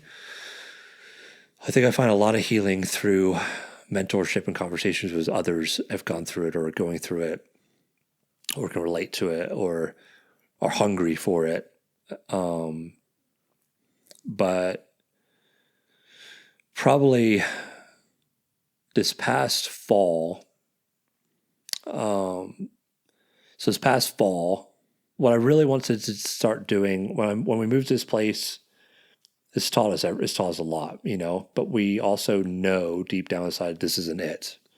There's a lot of things that God has installed in this place where it's not it, the water right situation, all the things, but it's good because it pushes us. But I knew that cowboying and ranching saved my life. Maddie saved my life for sure, but the horse thing and the purpose and the endless pursuit, you can get really, really good at shooting. You get a different horse every day, even if it's the same one. You know what I mean? Yeah, that's good. And so that, I look at people like Buck Branham, I look at people like you. It's the same thing with roping. If you're not roping all the time, you're losing it.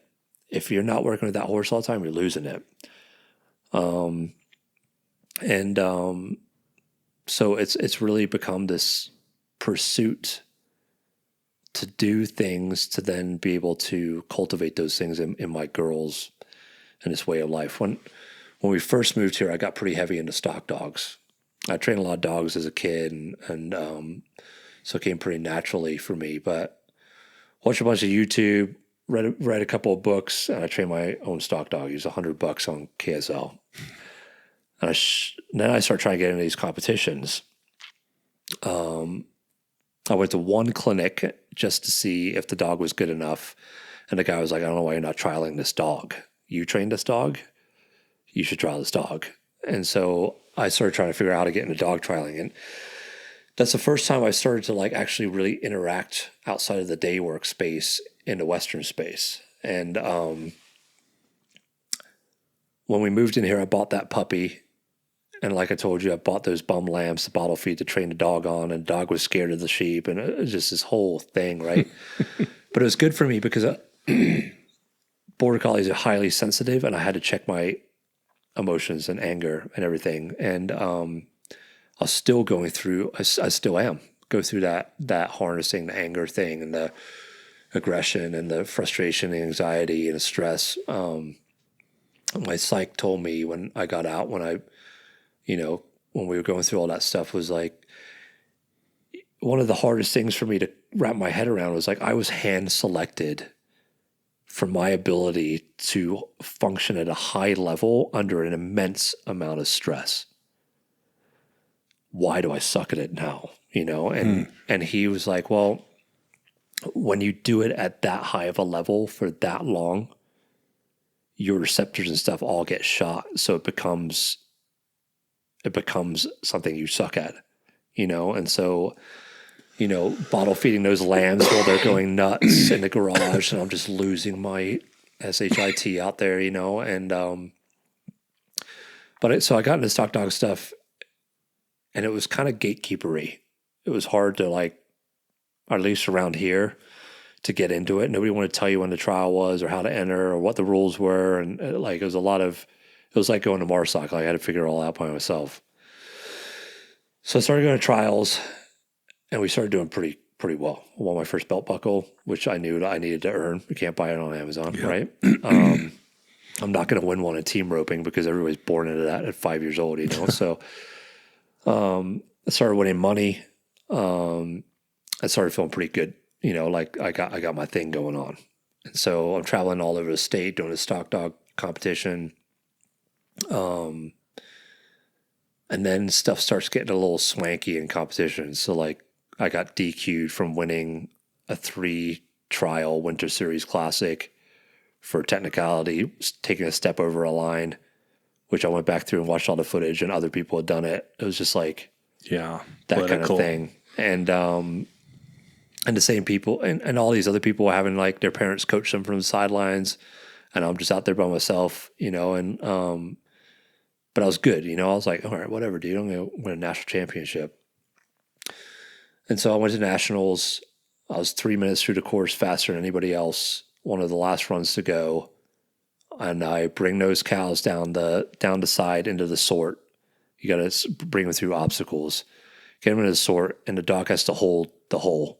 And you got to bring a cow out of the 3 cows, each out of a separate gate. And I blew them in there too hard, and I knew better. And the cows were too stirred up in there, and my dog doesn't have a strong eye. And so the brockle cow, of course, it's the brockle cow, jumps over the dog. So now I got to reload the obstacle. So I reloaded. That happened. Now the cow knows it won on the dog. And so I reloaded that obstacle 4 times and timed out. Oh, man. I lost the national championship. Heartbreak. So I came back. That was years in the making, right? Years in the making. And come back. And Maddie gets a little worried about me because I start spiraling a little bit. I start getting back into bolt gun stuff and start going through all my military totes again. And I'm like, I don't know what to do. I'm grasping for straws. And so I start kind of meditating with it. And I eventually come to the conclusion that that entire thing was ego driven. That entire thing was for me to feel good about me and a look at me thing, and so honestly, I look at God now and I kind of chuckle, my dad, and he's probably shaking his head and being like, oh, that wasn't for the right reasons. Do you really think that you deserved that? And I can honestly say, I'm glad I didn't win, because I wouldn't have found that humility from it and that growth from it. And so I started training another dog, and that dog's probably 10 times better, And so part of me wants to go back next year and have some redemption, but, for what? But, so I think from that perspective, I started going to the pro-ams, in Ogden. I would go watch, and I watched Buck, and probably watched you, and I didn't know it, and watched all those big loops, and I started falling in love with just the absolute art of it all: the bridle horses, the roping, the livestock management, everything. And so I went pretty religiously for 3 years and watched that during all that time. And I was like, that's what I want to do, and it's an art, and it's not about winning. It's about all the work that you've done, and so I take a lot of pride in the horses that I make. I take a lot of pride in the relationship that I have with them, in the progression. And I think that's why I like the bridle horse stuff, is because you can't rush it. You can't get to that national championship in a year. You can't blow it in the gate. You can't. It takes finesse. It takes time. You're on the horse's schedule. You're not on yours. The roping takes forever, right? I'm new to this. I've only been doing this for 4 or 5 years, and but the good of it is I can apply the military methodology of training, right? Like when you get taught to shoot a pistol in SOCOM, you break down every step of that draw and implementation. So you have stance, grip, sight alignment, sight picture. You have the draw where your hand goes to pop the release on the pistol, to where they marry up in front of your chest, to where you present out on target. And you have trigger squeeze, and you drive your eyes to the target before you drive your sights. You become so good at every single piece of that when it all comes together, all you think about is trigger squeeze and driving your eyes. Roping is like that for me. So I can sit there. It's so frustrating, but I can sit there. I spent 4 months self-teaching how to do a forehand turnover. And I would go out 10 minutes in the morning, 10 minutes at night, every single day to try to figure it out. I watched Dalton's videos on repeat, and I'd find videos on YouTube and slow them down. I spent a lot of time, frustrated in there. But I think through all of this here, Maddie and I call this our island, because we've just been so isolated in what we're doing and what we're raising our girls, and we don't have a babysitter. You can't find them out here. That it's forced us to do a lot of growth and mutual support and cheering and all those things. And I spent a lot of time even in this place. I told a veteran one time, I'm like, yeah, man, I just had a heck of a day, but he's like, oh, damn, I thought you had your shit together, Yeah. And I'm like, man, far from it. But still, when I came here, I had a lot of anger. And those round pen sessions with the horse, I definitely had to check it at the gate. But you know how it is. I mean, it's 7 days a week, and it's all, the beauty of it is self-induced stress, but it's still stress. Trying to catch a horse in the morning, or trying to hook the trailer up, or in the snow, trying to fill your hands so you can fill the water, which then you left on, and you flood all the freaking things, right? And so I spent a lot of time walking around this place like, what? Still trying to find my purpose and my calling. And it's expensive. I'm not, how am I on earth going to find a place? I'm not a guy that can just settle on 5 acres and die here and be okay with it. Like, I feel so called for more, and it's not a greed thing. It's just this thing, and I walked around this place for years until this last year, real angry at God for not showing me the way, or showing me what I'm supposed to be doing. And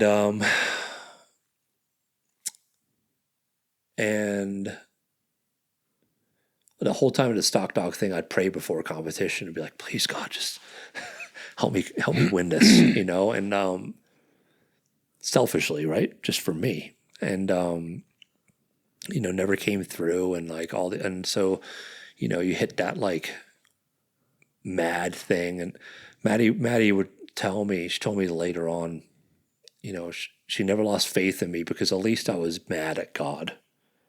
At least I was acknowledging him. It's not that I didn't believe. I was just, it would be different if I just completely wrote it off, but I was walking around still talking to him. Well, yeah, read Psalms. Like, David was pretty pissed. Right. And so I started the nonprofit deal.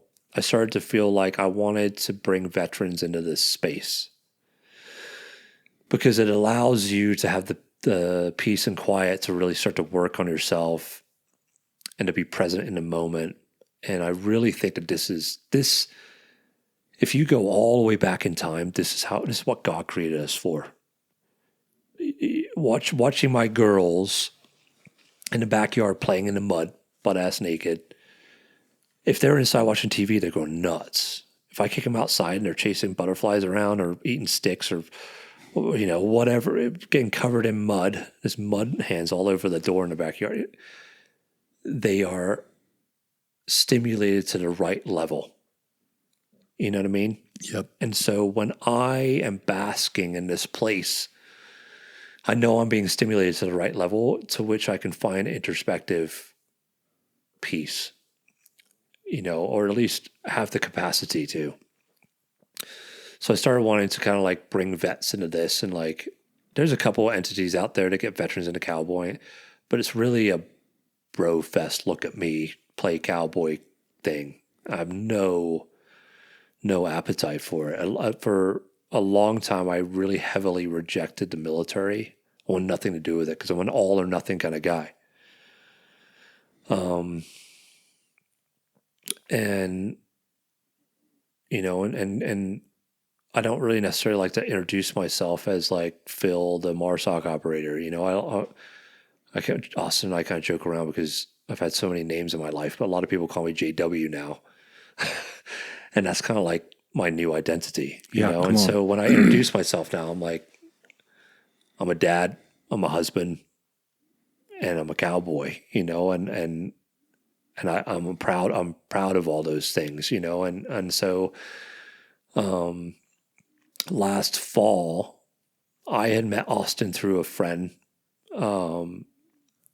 and so I invited them out to come to the ranch to gather on the res this fall. And I mean, it's 20-mile days. You're in a saddle all day. You kind of got to do land nav because we both know how that goes. The old timer tells you to turn right at the tree that looks like a scarecrow.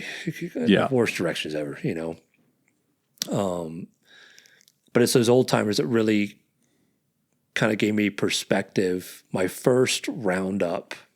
Let me jump back real quick. My first roundup up at that big ranch, I showed up in a Magpul t-shirt with this hat brand new with a giant leather band on it because I didn't know any better, and way too tight jeans, no chaps, probably barrel racer spurs with the rubber strap in my freaking, trail riding saddle on my ranchy old horse that knew way better than I did.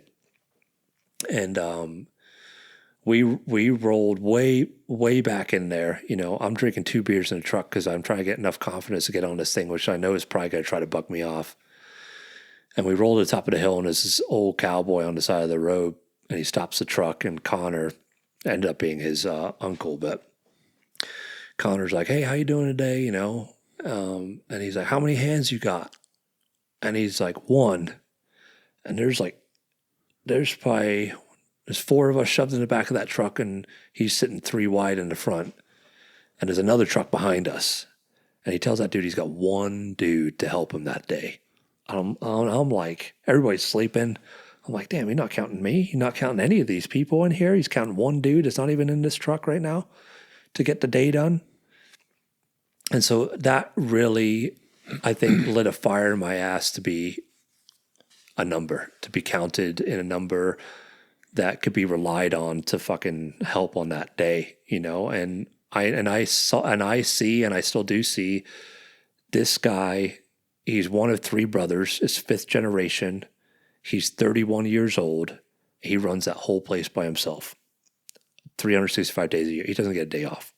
He's calving by himself. He's doing all this stuff by himself, fighting to keep that place alive, And I was like, damn, I could at least help this dude, And so he picked me to go with him that day because he thought maybe I looked handy, but probably the horse just did, And so we went off trotting, and I hadn't really trotted a lot yet. So we went trotting, and we finally stopped trotting. We dropped down into this draw, and he goes, follow this all the way until you hit a river, turn right until you hit a power line, and I'll find you on the other side. So I'm like, oh shit, So all day I'm out there by myself. And finally link up, we get back in the trailer, we go back. I'm sleeping in this dude's mother's basement, and I have no skin left on the insides of my legs. And so all I know from special operations is petroleum jelly. So I stick petroleum jelly all down the insides of my legs, sleep on the couch so it doesn't touch, and I wake up next morning, I do it all over again. Oh, and I did brutal. I did that for 5 days, but I couldn't get enough of it, And right after that, I got my first pair of chaps, so that didn't happen. And so I needed something that was hard, that was challenging, that I could better in, that served purpose, that made me feel useful, and that was giving back. And so last fall, I wanted to kind of test bed the idea of bringing veterans into this fold, this goodness that I found. And so I ended up kind of calling up a couple of dudes, some that were super green, some that had kind of done some of it before. And Austin was one of them. And we went out every day. Nobody was late. Nobody got lost. Everybody showed up with the right gear, and we helped. And your help. And one of the last days I led, Connor had to ride back to the truck to bring it around the other side of the res. I led 3 other veterans and myself, and we found all these cows. We brought them all back together. We went out the same draw, the draw that we were supposed to, and I made all those decisions that day. And that was my first time where I was like, I'm useful. Come on. And it took me 3 years of sweat equity to be asked to rope at a branding. And it's such a privilege. I never assumed that I'm going to still, and I'll always thank somebody afterwards for trusting me with the livelihood of their calves by roping them. And but that's when I met Austin, and we kind of spoke around the fire, and I could see him, and I could see what he was going through, and I could see the same, and he mentioned the Wild Courage fires, and I had no idea what he was talking about at the time. I think I was probably more thinking about I need to go to bed because I got to get up at 4:30 tomorrow. But we left that roundup, and I then was asked to go up to help a buddy, Greg, up in Montana. And he runs Little Belt Cattle Company. And he got out of the Navy SEALs and did some things. And then they started his first generation cattle company. It's been doing really well. And I was supposed to go help him a couple of years earlier. And, if I had done that, I wouldn't have been ready, And so I got to go up there in December and show up and get thrown in the mix and sort cows. And I feel like I did a good job. Yeah, you were help. You know what I mean? I knew enough what I was doing. I got one that got dirty, and I got it back. All those things on a colt that I made by myself. Come on. And but on that trip, I wanted to know more about Austin because I didn't really know him. So I listened to his podcast, and man, I could finish that dude's sentences about purpose and identity crisis and all the things he went through in his divorce and all. And I was just like, man, this is a dude just like me, figuring it out. And he's in the Western space, and it's helping him, And so that trip was December of last year. And I couldn't get enough of these podcasts. And it was my church. And so I listened to Dalton Darnell's podcast next. I was driving through Cameron on the way to Ennis. And man, I just had tears running down my face because God was just ripping me open, And Dalton said that his grandpa told him that when you're married, if you pray by yourself, it doesn't matter anymore. You have to pray with your wife. And I remember calling Maddie in the gas station in Ennis, and I was like, when I get home, we have to start praying together. It's the only way that we're going to figure this out as if that's the last piece of the puzzle, and, man, I'm driving around and I'm listening to that Wild Courage podcast, and all the people that I listen to are talking about the places I'm driving through. It was just too many coincidences to not be miracles. You know what I mean? Yeah. And so I went on that trip, and it was just deja vu from sorting those cows with Greg and seeing their operation's pretty cool. The pastures are numbered. When I walked into the headquarters building up there, he had everybody from his foreman, cowboys, the marketing and media, the meat processing girl who's a veteran, his wife, his kids, and they were having a whiteboard meeting, so nobody in that operation didn't know somebody else's job. So they could all understand the 10,000-foot view like you would in the military, and you drive past the pastures, every pasture is numbered and labeled, and they got a big map of everything.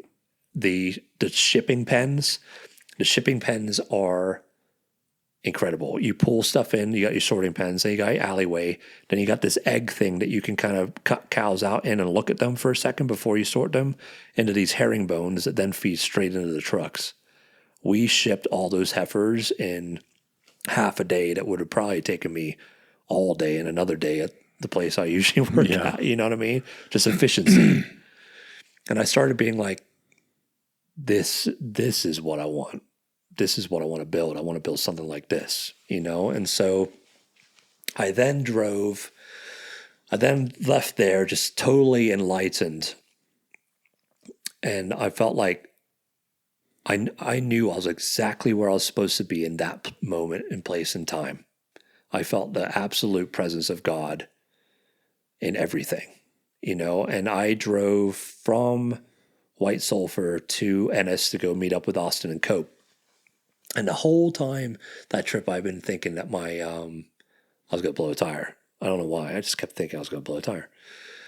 And so I meet up with Austin and Cope and Megan and stuff, and we go to drive back to this cabin where we're going to stay for the night. I'm going to put my horse up, and I blow a tire. I blow a tire in the middle of the national forest, and it starts snowing. And I'm like, I start smiling at God because I'm like, who on earth could I possibly be with that could be more well equipped to figure this out? A bunch of veterans, and so Austin took the trailer. The back tire was actually seized to the truck. We couldn't get it off. Took the trailer, went back, found the tools. We fixed the truck. We got over there, just everything, And I got to sit on the side of the road with this dude, Cope, who was in Canadian SOF.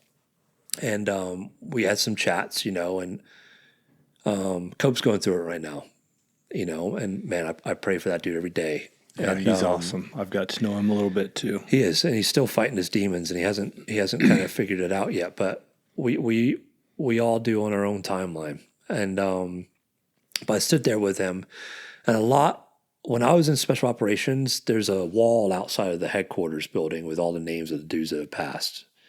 And the longer I was there, the more names I recognized. And I was totally fine being on that wall. Kind of Spartan warrior's death. That's a word.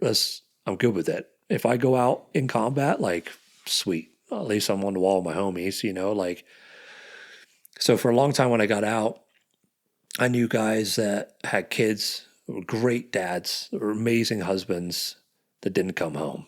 And so I had for a long time the whole why not me?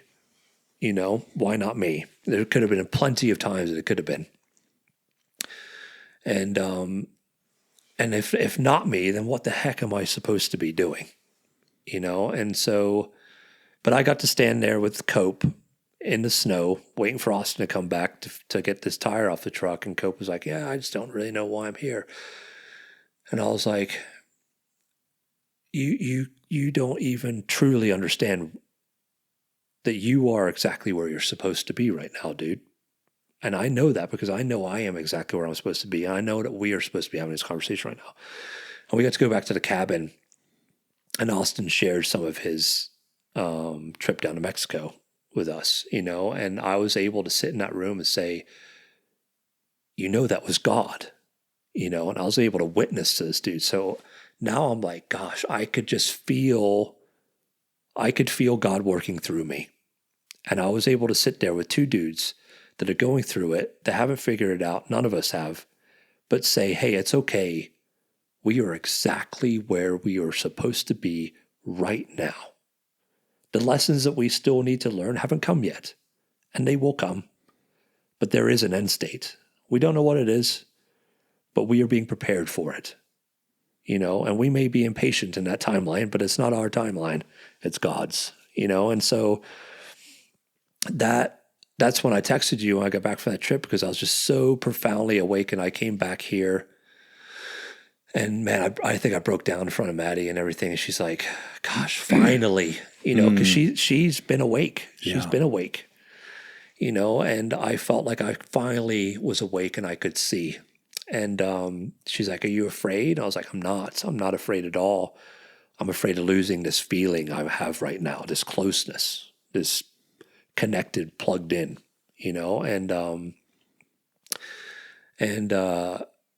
so this is where it gets a little spooky, but I periodically will go on the internet and I'll look at ranches that I would love to own. And I completely out of my price range, right? I don't have any money to my name, but, and one ranch that kept on popping up, that had been popping up, that had been on there for a while, and I'd looked at 1,000 times, was the OW. And on that drive up to Montana, I listened to Gabe Clark's podcast. I think that was the first one I listened to after Austin's, and it was all about the OW. I was like, okay, that's weird, right? I think that was probably one of the first coincidences. And then I had more and more and more. So that weekend is built. So I came back, and it was the day after I got back, and I was sitting on the couch, and I was like, you know what? I'm just going to go look at some ranches. So I went on the computer, and the first freaking ranch that pops up is the OW. And it's $20 million. And I'm like, really, God? Like, am I supposed to be looking at this right now? Like, this is imposter syndrome, all the things, right? The impossibility. And so I said to Maddie, I was like, look, this just keeps getting presented to me. This keeps getting shown to me. This keeps popping up. And so I start building a business plan. And so I built an entire business plan to save the OW Ranch. And it was everything from passive revenue income streams, from revamping the cattle herd, historical tours, the complex we would build, everything possible to save that place and its legacy. I read the history of the ranch about Kendrick and all the things. I looked up the owner. He has the same initials as I do, like all these things. Because time and time again, over the last 4 years, I watch all these legacy ranches get bought and divvied up, and then try to be bought and put back together, and then eventually be dispersed and not be what they are, not be what they were designed to be. Kendrick literally came from Texas with cows to find the perfect place to raise cattle, and found that place, and they had 3 ranches that all connected through Sheridan and everything. And so I built this entire business plan. Maddie and I made another vision board, and I put the OW in the middle of it. And I prayed over it, and we prayed over it. And pieces of the puzzle started coming together. And I was, for the first time, as a completely awakened spiritual person, I was terrified to make a move that was for me and not for God. And I remember sitting in the living room, and I was like, I don't know what to do. I don't know what the next step should be. I don't know what I'm supposed to do. And Maddie was like, look, you just need to pray. Thank goodness for that woman. And she's like, maybe you're not supposed to do anything right now. You just need to pray.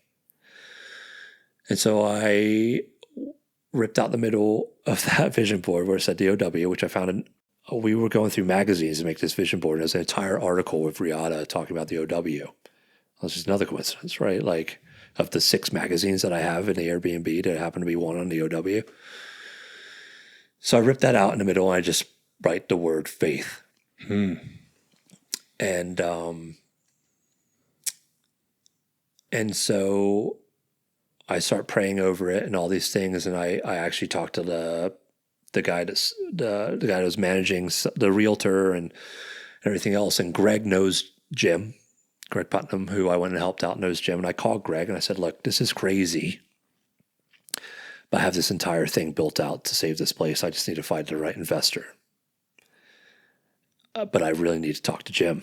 I need to sit down with Jim and tell him that I will never let this place fail or be dispersed or broken up, and your entire legacy of your life of putting this back together will be preserved.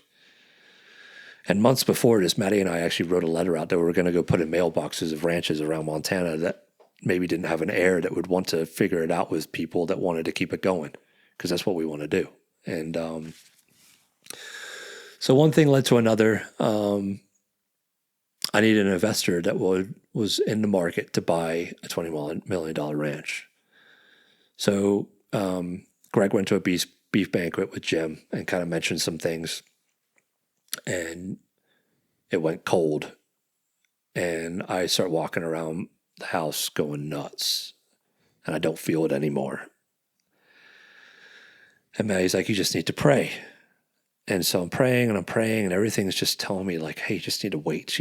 Don't push this thing. You don't need to make this happen.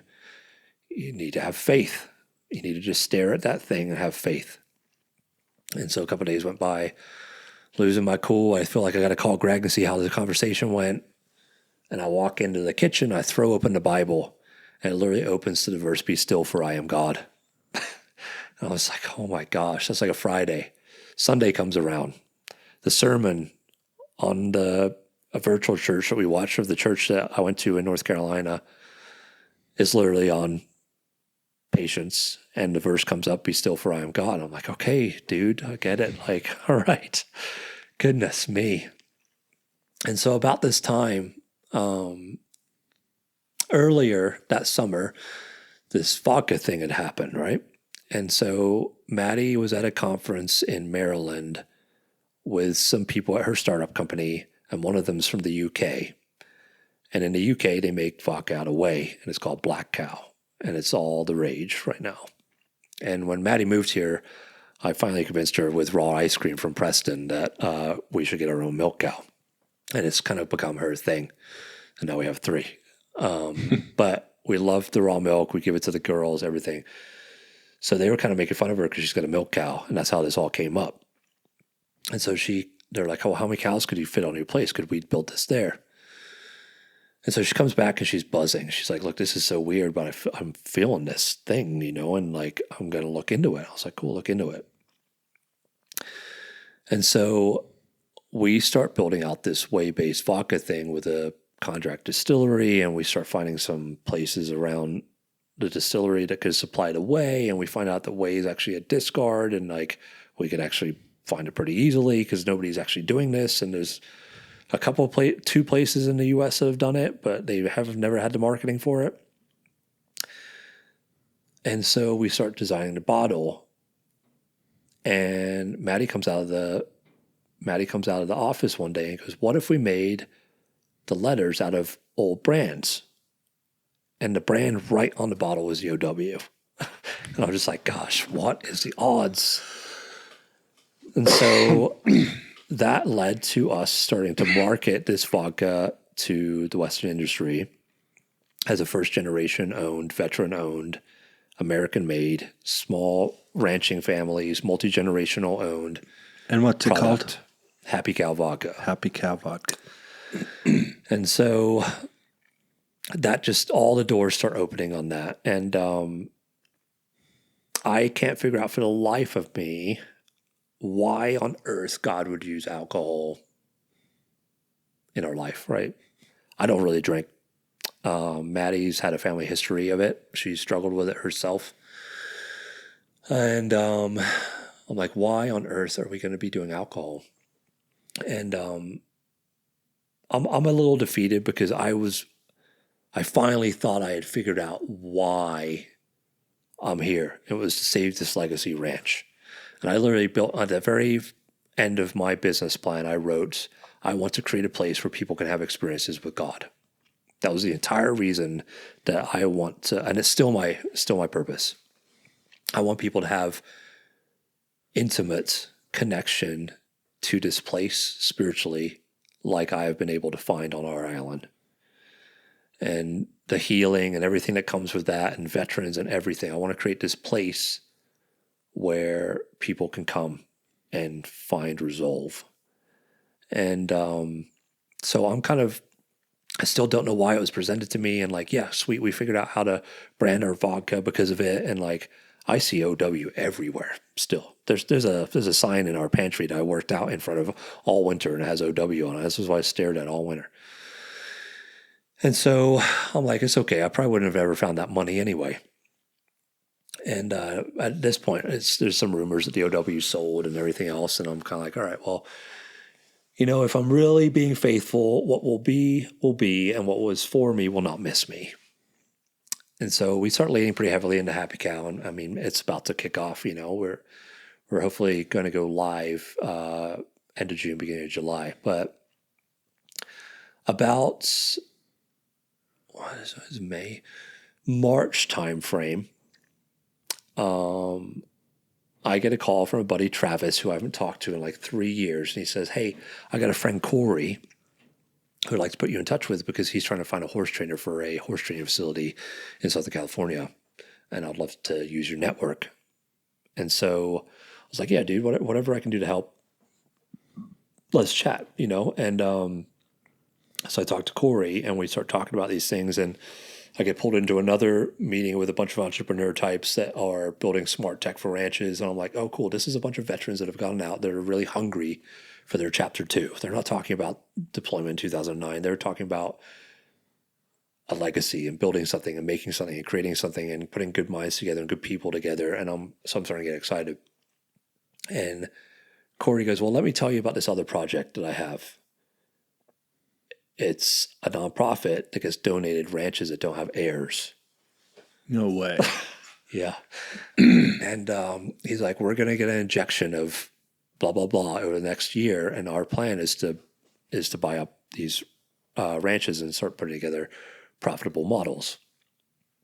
And I'm like, gosh, what on earth? I said to Travis, because he was on the call, I was like, did I tell you about what I've been doing the last 4 months? He's like, no, yeah. I was like, I literally built an entire business plan to save a legacy ranch. I just couldn't find an investor.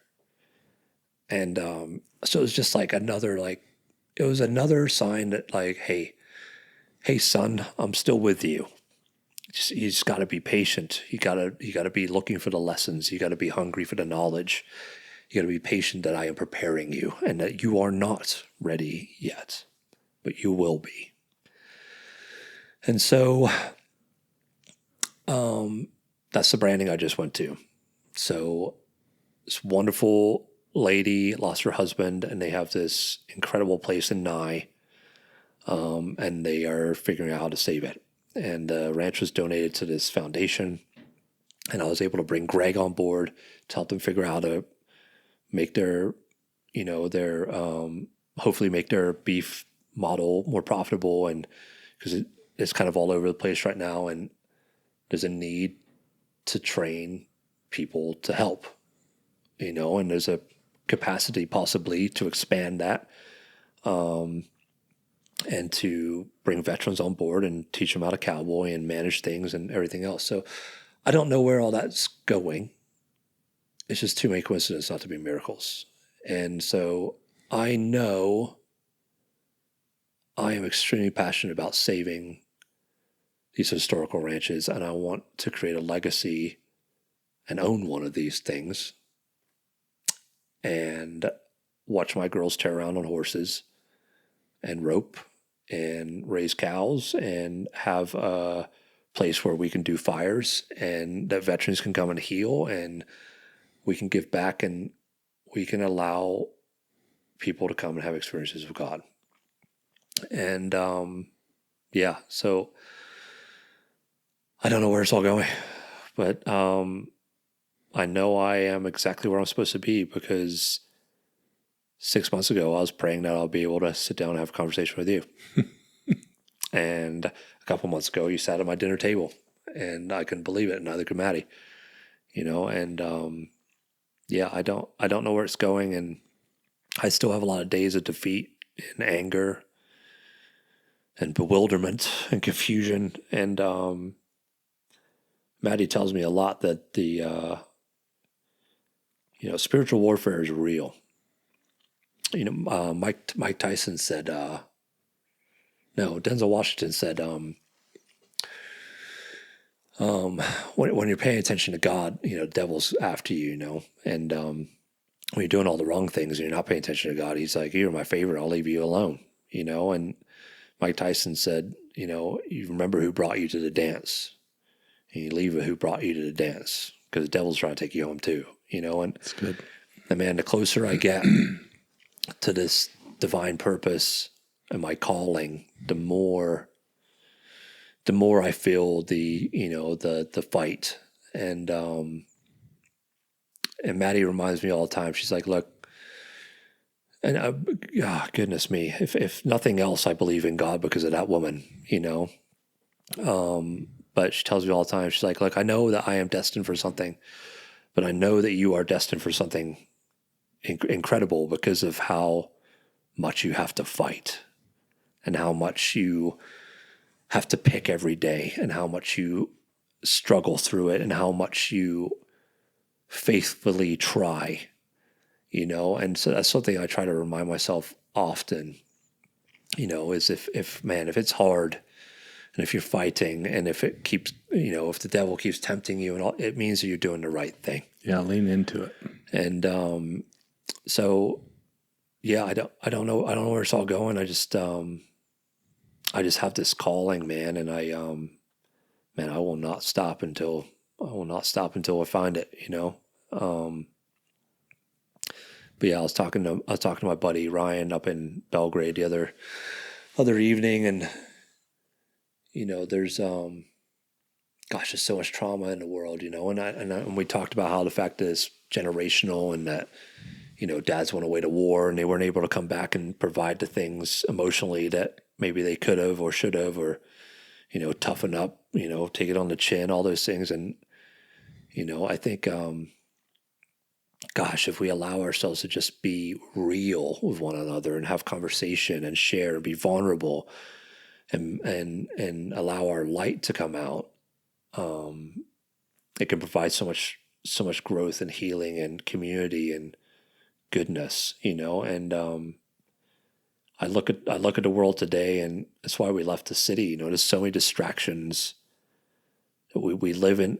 The Bible says we live, this is a fallen world, and I see it all the time, and that's a world I kind of look on, and I read recently too, and I keep coming back to it, is like the kingdom of God exists here, but you have to be awake to see it. And it's so easy to sit there on your phone all day or to work that 9 to 5 and live for the weekend and not go to that place that nobody else wants to go of uncomfortability and risk to fulfill your true destiny, and I am so thankful that I'm on this island training horses and trying to get better and being patient in the process, and allowing God to build me and prepare me for what is to come. Dude, I don't even know what to say. Like, you amaze me, and I'm humbled that I got to just sit across from you, and you inspire I feel the same me. about you, man. And I want to be a better husband and a better dad because of you, and a better horseman and a better roper. Like, you and Austin, just because I don't know anybody as well as I do Austin, and I'm getting to know you just through this. There's something so about your drive and the not giving up thing. Is there's so much to take away from this time we've got to spend together for so many people, but I'm just blown away by you and your story and your resiliency, and to get to witness you and your wife and the kind of father you are. Well done. And I know that not every day's the best. It isn't for me either. It isn't for any of us. But the only way we lose is if we give up. Yeah. That's it. And I don't think I've ever believed in anyone as much as like, dude, your dreams are going to come true. There's something about you and the way you carry yourself and your humility that I'm just so drawn to, and it's going to happen. I know it. I feel it. And I can't wait to see it all come to reality, and your drive and the island you guys call it. I love what that represents, getting to talk to you and your wife before we started this. Like, something beautiful and pure is coming out of all of this, that the legacy is you and your wife and you modeling that marriage to your daughters, because they're not going to put up with anything less than what you're modeling for them. And that's how we change the planet. I say it all the time, like, what you guys are doing and building together, the most important thing is your grandkids are never going to have to go through what you guys went through. You know what I mean? I told Maddie that we're gonna write it down so they know. I mean, it's incredible and it's beautiful, and I love that you're in the tension of it all, because a lot of times, I have guys on here that have kind of on the other side of a lot of this, and I think the real beauty in your story is like you've overcome a lot, but you're still in the tension of the healing journey, but also there's light in it, and you're finding the beauty and the nuance of the battle that we do face. And I think it's amazing, and I'm so stoked for you and your beautiful family. And how can people follow along on Instagram? What's your handle?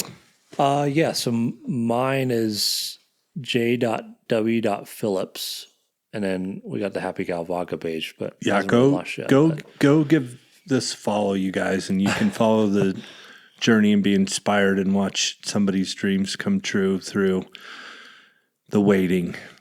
But I have found the life hack though.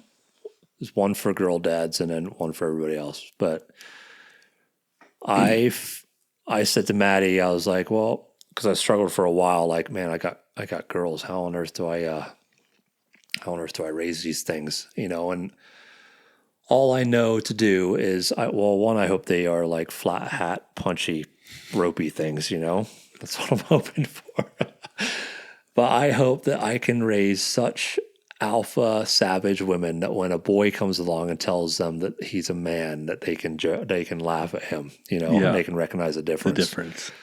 But what Maddie and I have kind of found, I said that when I had my awakening, the thing I was most scared of was losing that feeling. And the perspective that I got from the military is that time is so valuable. And so many people don't get the perspective that they need until it's too late, and it's the end of their life, and everybody thinks they're going to be here forever. And the military gave me the perspective that we are not. And all we are blessed with is today and the hope for tomorrow. And so Maddie and I take very seriously the mind, the body, and the spirit. Because if you can wake up early and optimize your body and fill your mind with the word and the resiliency and the motivation and the willingness to do the hard things and the things you don't want to do and the unsexy stuff, then it prepares your heart to serve and to look through the lens of faith. And man, when the hardest times in my life, if Maddie and I get up at 5 a.m. every morning because the girls don't wake up till 7, and we move the body, and we do some kind of exercise, and we try to eat clean, and we read the Bible, and we have a daily devotion we do every day, and it just helps to ground us in a routine that optimizes our mindset for resiliency, and and I think for a lot of those dudes out there, gosh, if there's anybody that you should be sharing every single struggle and thought and thing with is your wife.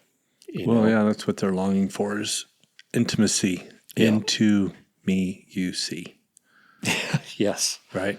Yes. And to be connected. I tell Maddie all the time, 1,000 years wouldn't be long enough with her, and I love your love story. It's so beautiful. That woman, man. Yeah, she's amazing. She's a light. She will forever be my biggest blessing from God. Yeah. Well, brother, I again can't thank you enough. Like, I'm just in awe. There's nothing I can add to anything you said. It would be an embarrassment at this point. So sincerely, genuinely, thank you. Thank you. Thank you for all of it, for your service. Thank you for what you're leading others into now, which is just permission. Thank you. Love you, bro. Love you too. Thanks, guys. Go check out their vodka. I smelled it. It smelled good, but that's as far as I can go. Yeah, we'll see what happens. All right. Thanks, guys. Adios.